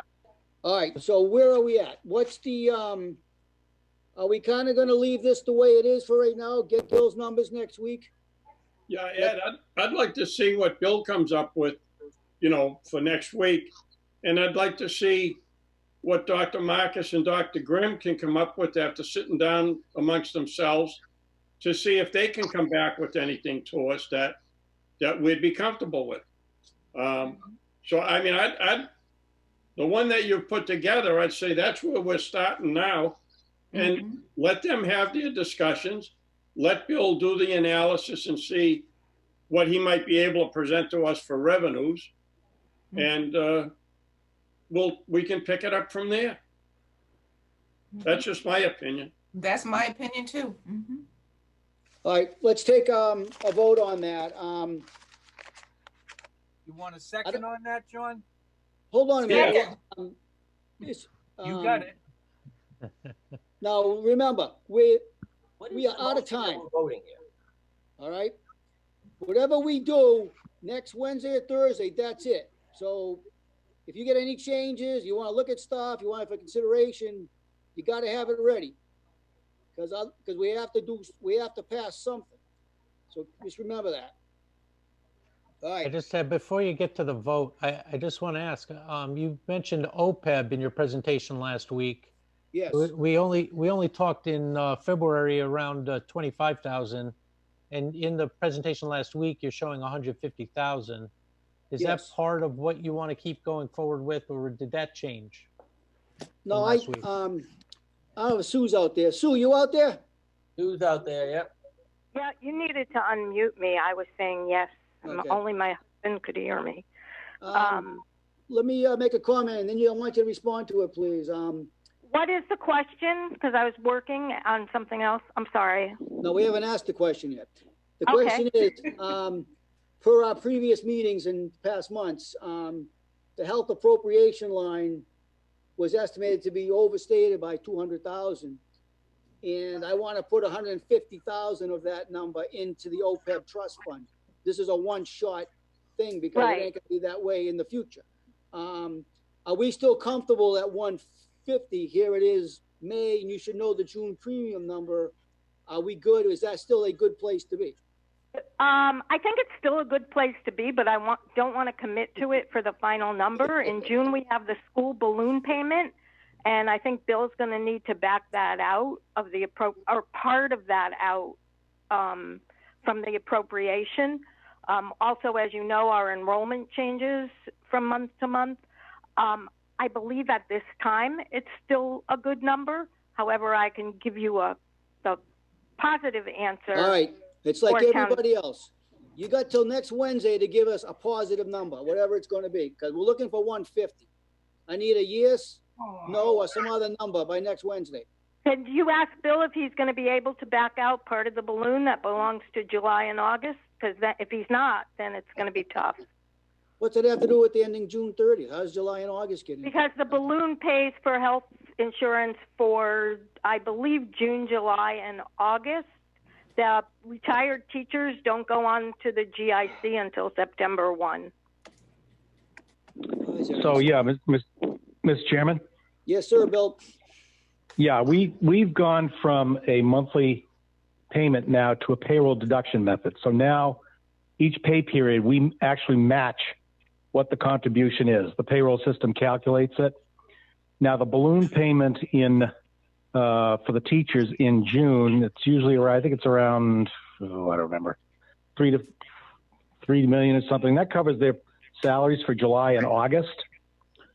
So basically what we do, I would back that out and make that like a prepaid expense, and then it would be but it's only the actual pay periods. In other words, we wouldn't include that in the fiscal 20 charges. It would be a fiscal 21 charge. Yeah, that makes more sense. Fiscal 21 charge, yeah.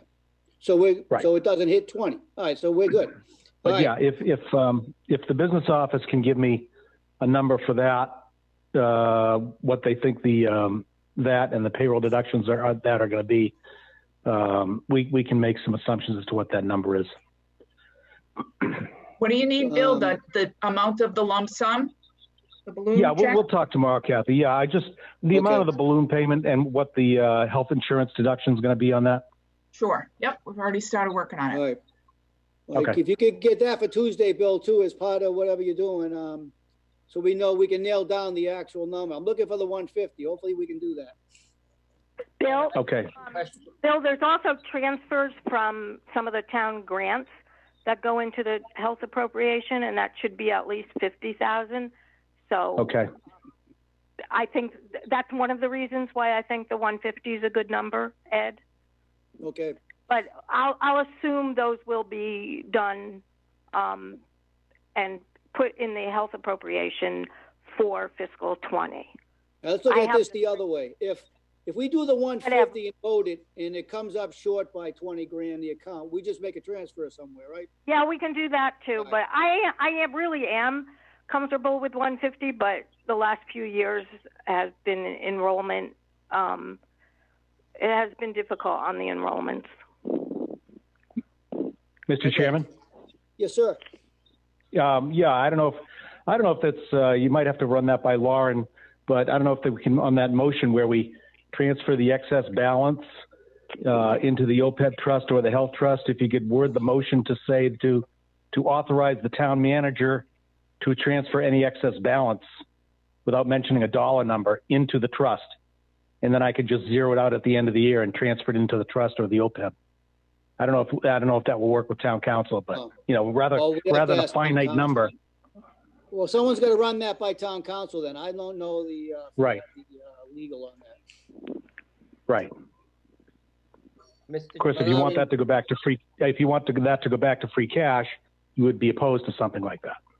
No, I want to put it in OPEB. This is a one shot for a one shot, and OPEB's never going to get funded again for the next 5 years, so we might as well put it in there. Helps our bond rating. Like we're making an effort to do something. As all the members know, we had this discussion in November. We owe $517 million and $50 for healthcare for retirees and all that good stuff. So this is a drop in the bucket, but at least it's a start. Mr. Chairman, I have a question about 22 and 23, which you brought up. 22, what's that? Well, you were saying that pretty much you're not going to have any more money come in 22 and 23. So should we be taking a really good look at some of these articles? Because that's going to be bond payments in 22, 23, 24, et cetera. Well, they can do the schedule thing that they've been doing, try to work it in. That's what they've been doing. Dawn's absolutely right. That's what, there's a lot of people in the committee who are concerned about the future with the articles. That's come up over and over again, Ed, and we just keep ignoring it, but there's a concern. Well, we haven't voted the articles yet. Haven't done anything yet. All right, well, one at a time then, right? Let's do this first. I'll jump in on the bond rating since we were going to try to announce that anyway, and this might be. Oh yeah, you mentioned that earlier. Yeah. Yeah, so I had announced this at the Board of Selectmen meeting last night, and this was produced May 8th by Moody's. So in the height of COVID, with them putting the caveat in there that obviously there's uncertainty, but we were issued a AA2 bond rating. We were not given a positive nor negative outlook, which is a good thing. AA2 is a notch higher than the median nationally. So that's great news for Stoughton. I think sometimes we think we're this, horrible town or in such horrible shape. And while we can always be a little We're not in horrible shape. We are not in horrible shape at all. And this is really evidence to that. And a couple structural items we have to fix, and we're going to be in good shape. Exactly. And in the past 2 years, we've worked really hard to close those structural gaps. You have all pushed for a reduction in use of free cash to balance the budget. I've worked on some cuts. Mark Tisdale worked on cuts in that fourth quarter that he really hammered a budget down. Yep. And we've been able to close structural gaps. We're going to have to work on the teachers' contract. Yeah, and the last structural gap that we have is the little bit left with the schools to come down through, and that's what we're, Doc Marcus and I will work on that. Either way, we need to work on that, whether Chapter 70 money comes or not. Any use of structural holes are problematic, but they're far more minimal than they were, and we're seeing that reflected in our bond rating. Of course, that's important for our borrowing. Any borrowing we do, whatever borrowing we do have to do, that keeps our interest rates low. Yes, if we were to decimate our stabilization funds without regard to balances, that could become problematic. But again, some use of stabilization right now in a responsible community, I don't think is going to be shocking to rating agencies. But the fact that they're issuing that on May 8th shows that they're confident that we will get through this. And that's just it's a great bit of news. And it's a really great bit of news because I'm getting calls from developers now about projects in town that they want to do. And I mean, my gut is that people are looking to buy up property, and frankly, with interest rates so low, this is the time for them to do that. I like the fact that this sends a message to those people that Stoughton is stable, which means that when the economy turns back around, our property values are going to be up, and that's a great thing. So I want that message to investors. This is why I'm kind of passionate about the budget too. If we don't have to give a message that we're in trouble before we know there's a problem, I don't want to send that message because we're not, and we don't know that we are any more than frankly the rest of the world. And this was great news to have come in the middle of all of this. So I just as an aside, I just wanted to touch base on that. And this is the same message I gave to the board and the public yesterday. Mr. Chairman. Robin, hold on a second.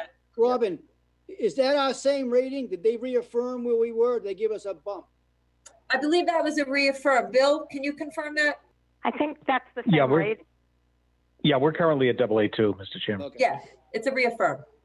But the background of this is all states and all municipalities went on a negative rating, negative warning rating at the beginning of the crisis. So the fact that Stoughton maintained its rating is phenomenal, in my opinion. Good. Good news. Good news. Okay, we want 1% interest rates on all our bonds now. Okay. Yes. Yeah, Mr. Chairman, because I noticed that one of the articles alone has payments, close to $300,000 into 23, and that's just one article. That's why I'm asking. We ain't got the articles yet. I know, but that's the reason I brought it up. We're talking 22 and 23. That's when bond payments start to become due on some of these, and that will come from the budget. That's why I'm asking. Yeah, and there's a bunch of stuff they haven't even bonded yet that's in the pipeline. So, anyways. Right. Eddie, one comment about the statement you made about maybe changing the motion. Or Bill had mentioned, if you change the motion for that, if it would go through, to say that whatever the balance is, to just allow that to be transferred, what if the balance is over 150? to go into the OPEB. Then it goes in. Or it comes back to the town as free cash. Or when we get to town meeting, we can amend the article to put some in the trust or expand the OPEB contribution, whatever you'd like to do. My point Hey, was, Eddie.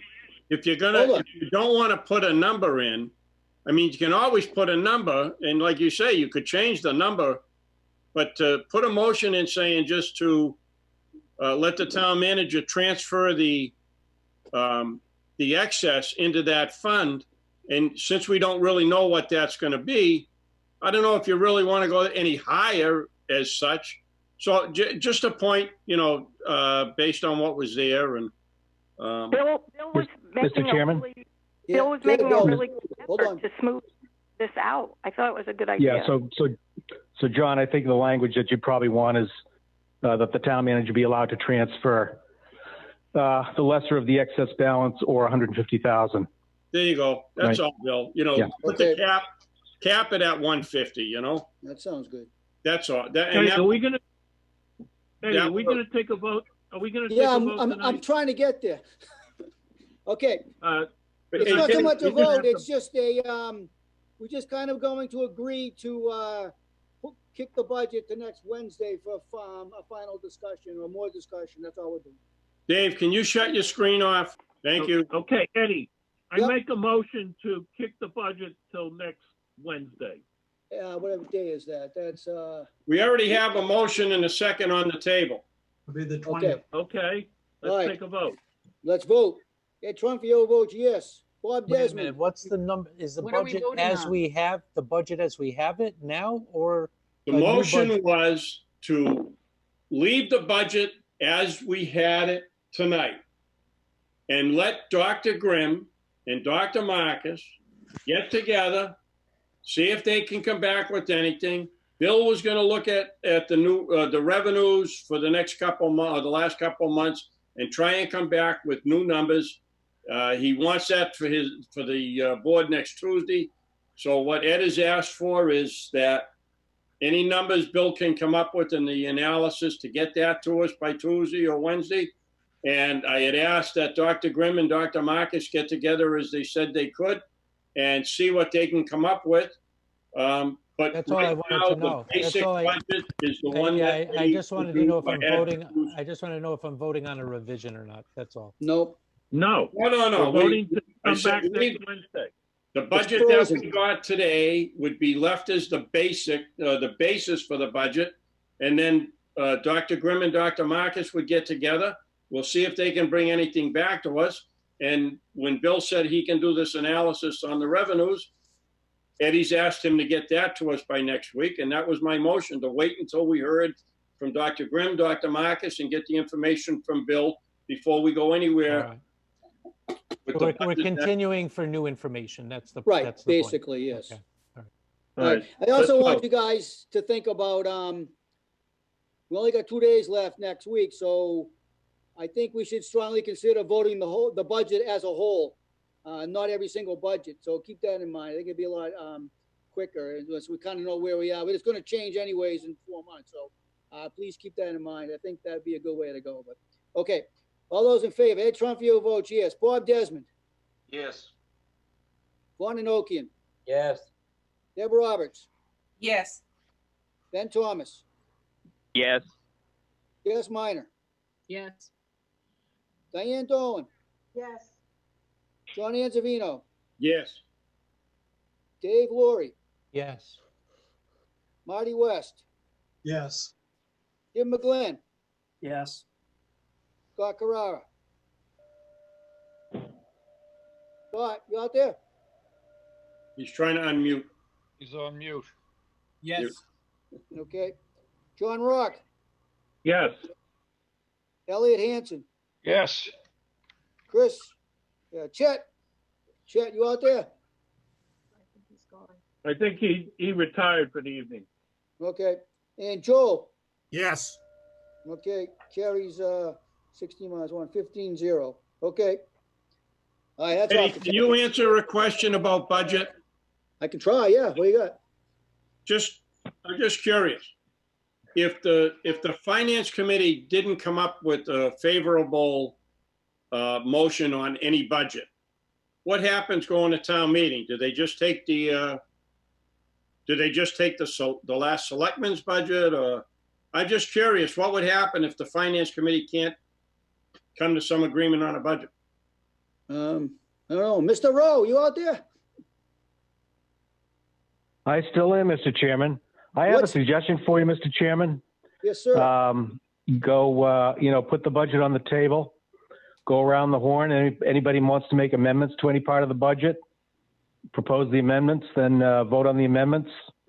And then once you've gone around the horn, vote, take a final vote on the budget. Okay. What if we can't agree on anything, and what happens if we can't recommend anything? Which budget goes to town meeting? The selectmen's budget as is, or what's the, I don't know.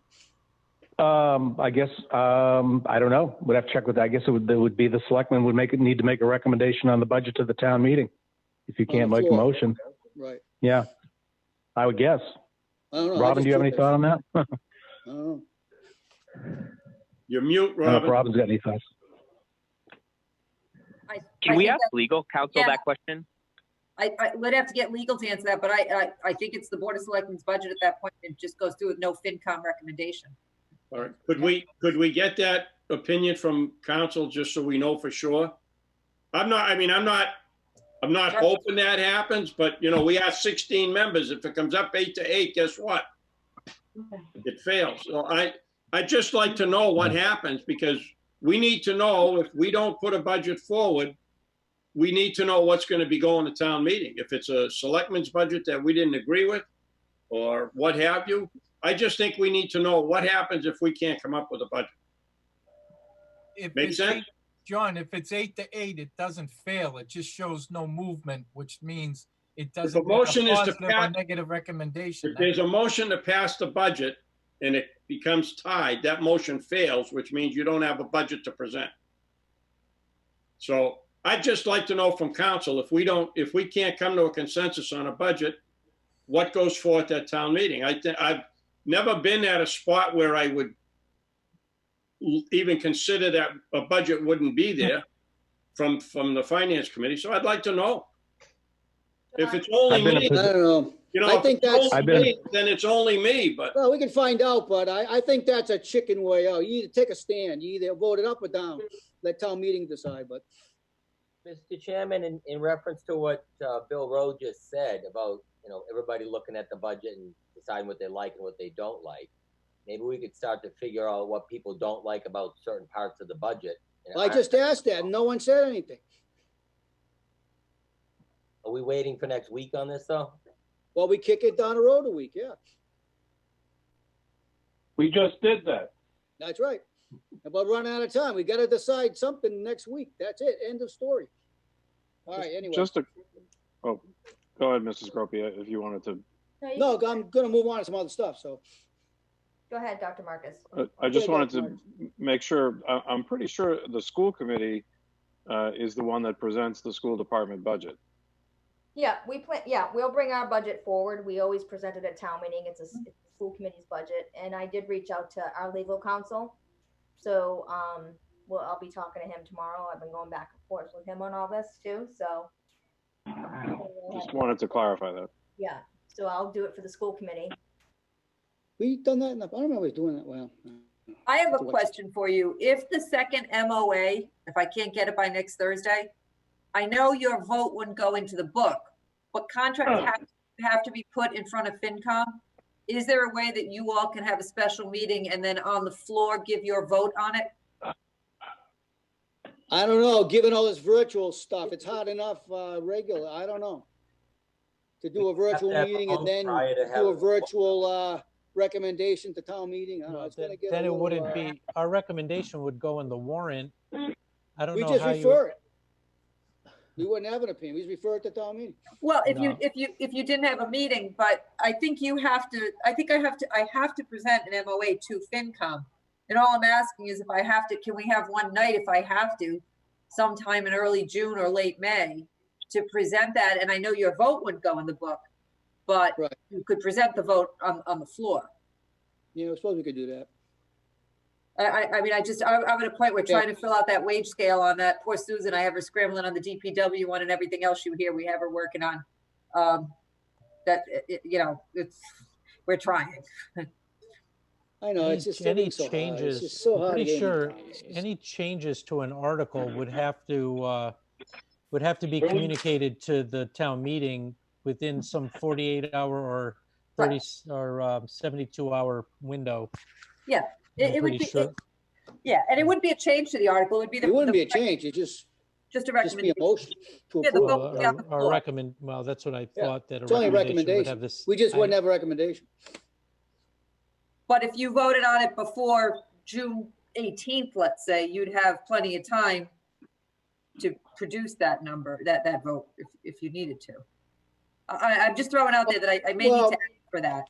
We'll see if we can try to work it in, but let's wait and see till you get a hard MOA thing or whatever. Okay, I mean, I'm trying to get it done, but I'd have to get it ratified. I'd have to get the wage scale done, get the union to ratify it, the board to actually sign the MOA by next Tuesday night.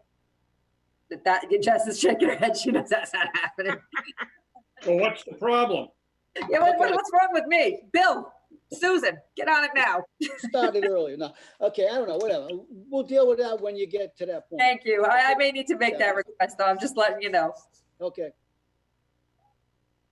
All right, I guess that wraps up the budget part. Okay. It's getting hard. All right, we got a whole bunch of articles we need to look at. I'd like to do some of them in groups if you guys are okay with that. Whether, what time is it? Almost 10 o'clock. Yeah, I'm does gonna have anybody- to wrap up at 10. Why? I'm It's exhausted. not that's 11 why. yet, John. Yeah, well, I'm not gonna make it that long. This is about my I know. third or fourth All meeting right. today. All right, here's my idea. I laid out a group of articles that I'd like to pass at one shot. Most of them are the basic ones. Everybody got their warrant with them? Is this still the one dated 2/4/2020? I don't know. We had that one, and then we had the one that came out a couple weeks ago, or whatever. The one with all the paragraph things on it. That really doesn't matter. They're just changing the motions and stuff. We haven't really got that far. Let me go over what I'm We trying got to one do on here. May 6th. I think we have one dated May 6th. Yeah, that's the one with all the paragraph stuff and from council, they're marking it up and doing whatever they're doing. But the articles are still the same. I would like to take Article 3, which is to accept the road funds and all that. Article 4 is accept federal money. Article 5 is to dispense of town property. Article 6 is the Cedar Hill Enterprise Fund budget that we already went over. The public health budget is Article 7. The sewer enterprise fund budget is Article 8. Article 9 is the water enterprise fund. Article 10 is the cable enterprise fund. That number changed. Originally was 425. I believe it's 390,000 would be the number now. And Article 11 is the revolving funds, the amounts that we vote every year. So does anybody have any problems with any of those articles? Mr. Chairman, I have a revolving- problem with it. Huh? Mr. Chairman, I have a problem with bundling those articles as is. You do? Yes. What's the problem? The Cedar Hill budget. Okay, we could take that one out for right now. What about the other ones? Can you take out the revolving fund one? I don't recall what that exactly is. Could you tell me what that is? Yeah, it's number 11. It's to reauthorize the revolving funds for the town.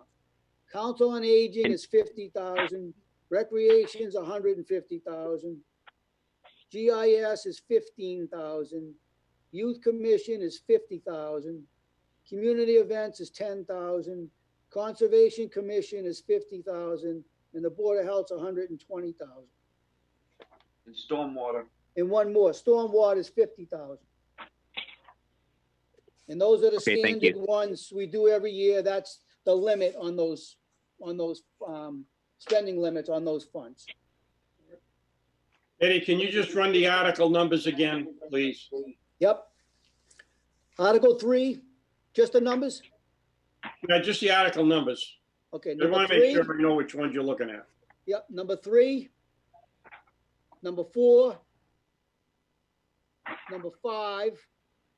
We're gonna hold 6, number 7, number 8, number 9, number 10, and number 11. Okay, so, all right, 3 to 11 with no 6. Thank you. So you want a motion to approve? Well, before that, is everybody one okay second. with those ones so far? We have any other discussion? Otherwise, we'll motion to approve.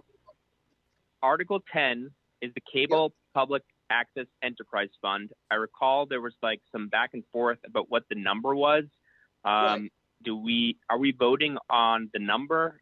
The number be 3. I have 390,000. Bill, what do you got? You out there, Bill? 390,000 is correct, sir. Okay.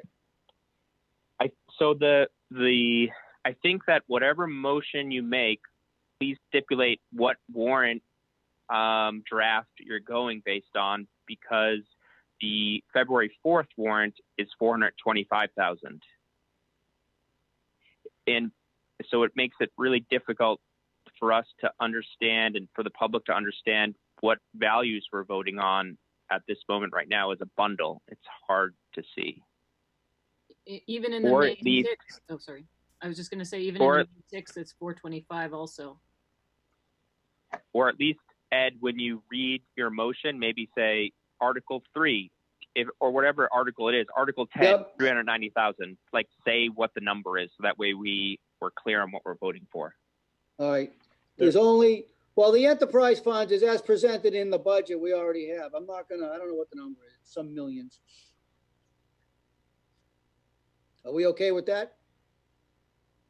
I'm okay with that. I'm the one, I guess, I'm only concerned about is that cable one. Okay. Mr. Revolving Chairman? funds? Yes, Mr. Bill. Yeah, I'm not sure what number you're looking at on the warrant, but, I mentioned in the memo that the sewer and water funds, the bottom line did change. Yeah. So for the sewer fund, and if you look in your budget, it's 7,609,525. That's different than the Board of Selectmen number. And in the water, it's where's the water? 5,846,952. Okay. And that's the Mike, you might bottom want to line. mark those. I got them here. That's the bottom line from the new budget you gave us May 6th, or whatever day it was. That's correct. Okay. Mr. Chairman, in the past, we've received a spreadsheet that lists all of the articles. I don't know if we've received that yet, but it usually has the values for each. I think it would be wise, given we're doing this virtually, that we share a spreadsheet like that before we take a bundled article vote, because I think there's been changes from earlier warrants, and I think it's just important that we know what the values are. So if someone has a spreadsheet like that, I agree. would suggest we put it on the screen. If we don't have a spreadsheet like that, I think it's a great idea to do bundled votes on these articles you've mentioned, but perhaps we can wait until Wednesday. Wednesday. Or tomorrow. Or tomorrow, yeah. Wait till tomorrow. I thought it was Thursday. All right. Well, because I got some more I want to bundle too. Well, the Mr. next Chairman? grouping, yeah, go Mr. ahead. Chairman? Eddie, if we had gone Yeah, you one can have by a- one, it would have been done by now. Well, we have to You can vote have- I every can- single one by roll call. You can have a copy of my town meeting tracking spreadsheet if you want. You're gonna send that to I me can send that tomorrow? out tomorrow. Okay. Yeah, sure. All right. All right, well, you guys want to do some articles one by one, or you want to just wait till tomorrow? Let's wait till tomorrow. Wait till tomorrow. Wait Well- till tomorrow. Tomorrow. Eddie, you could certainly do the first few you had there that have no money to them. Articles Make some 3, 4, and progress. 5. Let's Oh, just wait till tomorrow. I always do tomorrow. We're gonna be here a long time tomorrow, so, Yeah. Two articles, prepared. 3, 4, and 5. Well, 3, 4, and 5 have no money Yeah. to They're them. just the pro forma ones. We could have just bundled those instead of getting into the ones with, they're just pro forma. Let's do 3, 4, and 5. Motion to accept. all right, let's Yeah. do that. Second. Second. All right. All those in favor of approving Articles 3, 4, and 5? Chairman, we need a roll call. I'm working on that. Thanks. Ed Trumfio votes yes. Bob Desmond, Yes. Vaughn, Yes. Deb, Yes. Ben, Yes. Jess, Yes. Diane, Yes. John Manzavino, Yes. Dave Laurie, Yes. Marty West, Yes. Jim McGlynn, Yes. Scott Carrara, Yes. John Rock, Yes. Elliot Hanson. Yep. I think Chet, you out there? I think he retired. Okay, That's here. and Joel. Yes. Okay, carries 15-0. Those three. 3, 4, and 5, correct? 3, 4, and 5. 3, 4, and 5. Mr. Chairman, I think Chet's here. Oh, Chet, you there?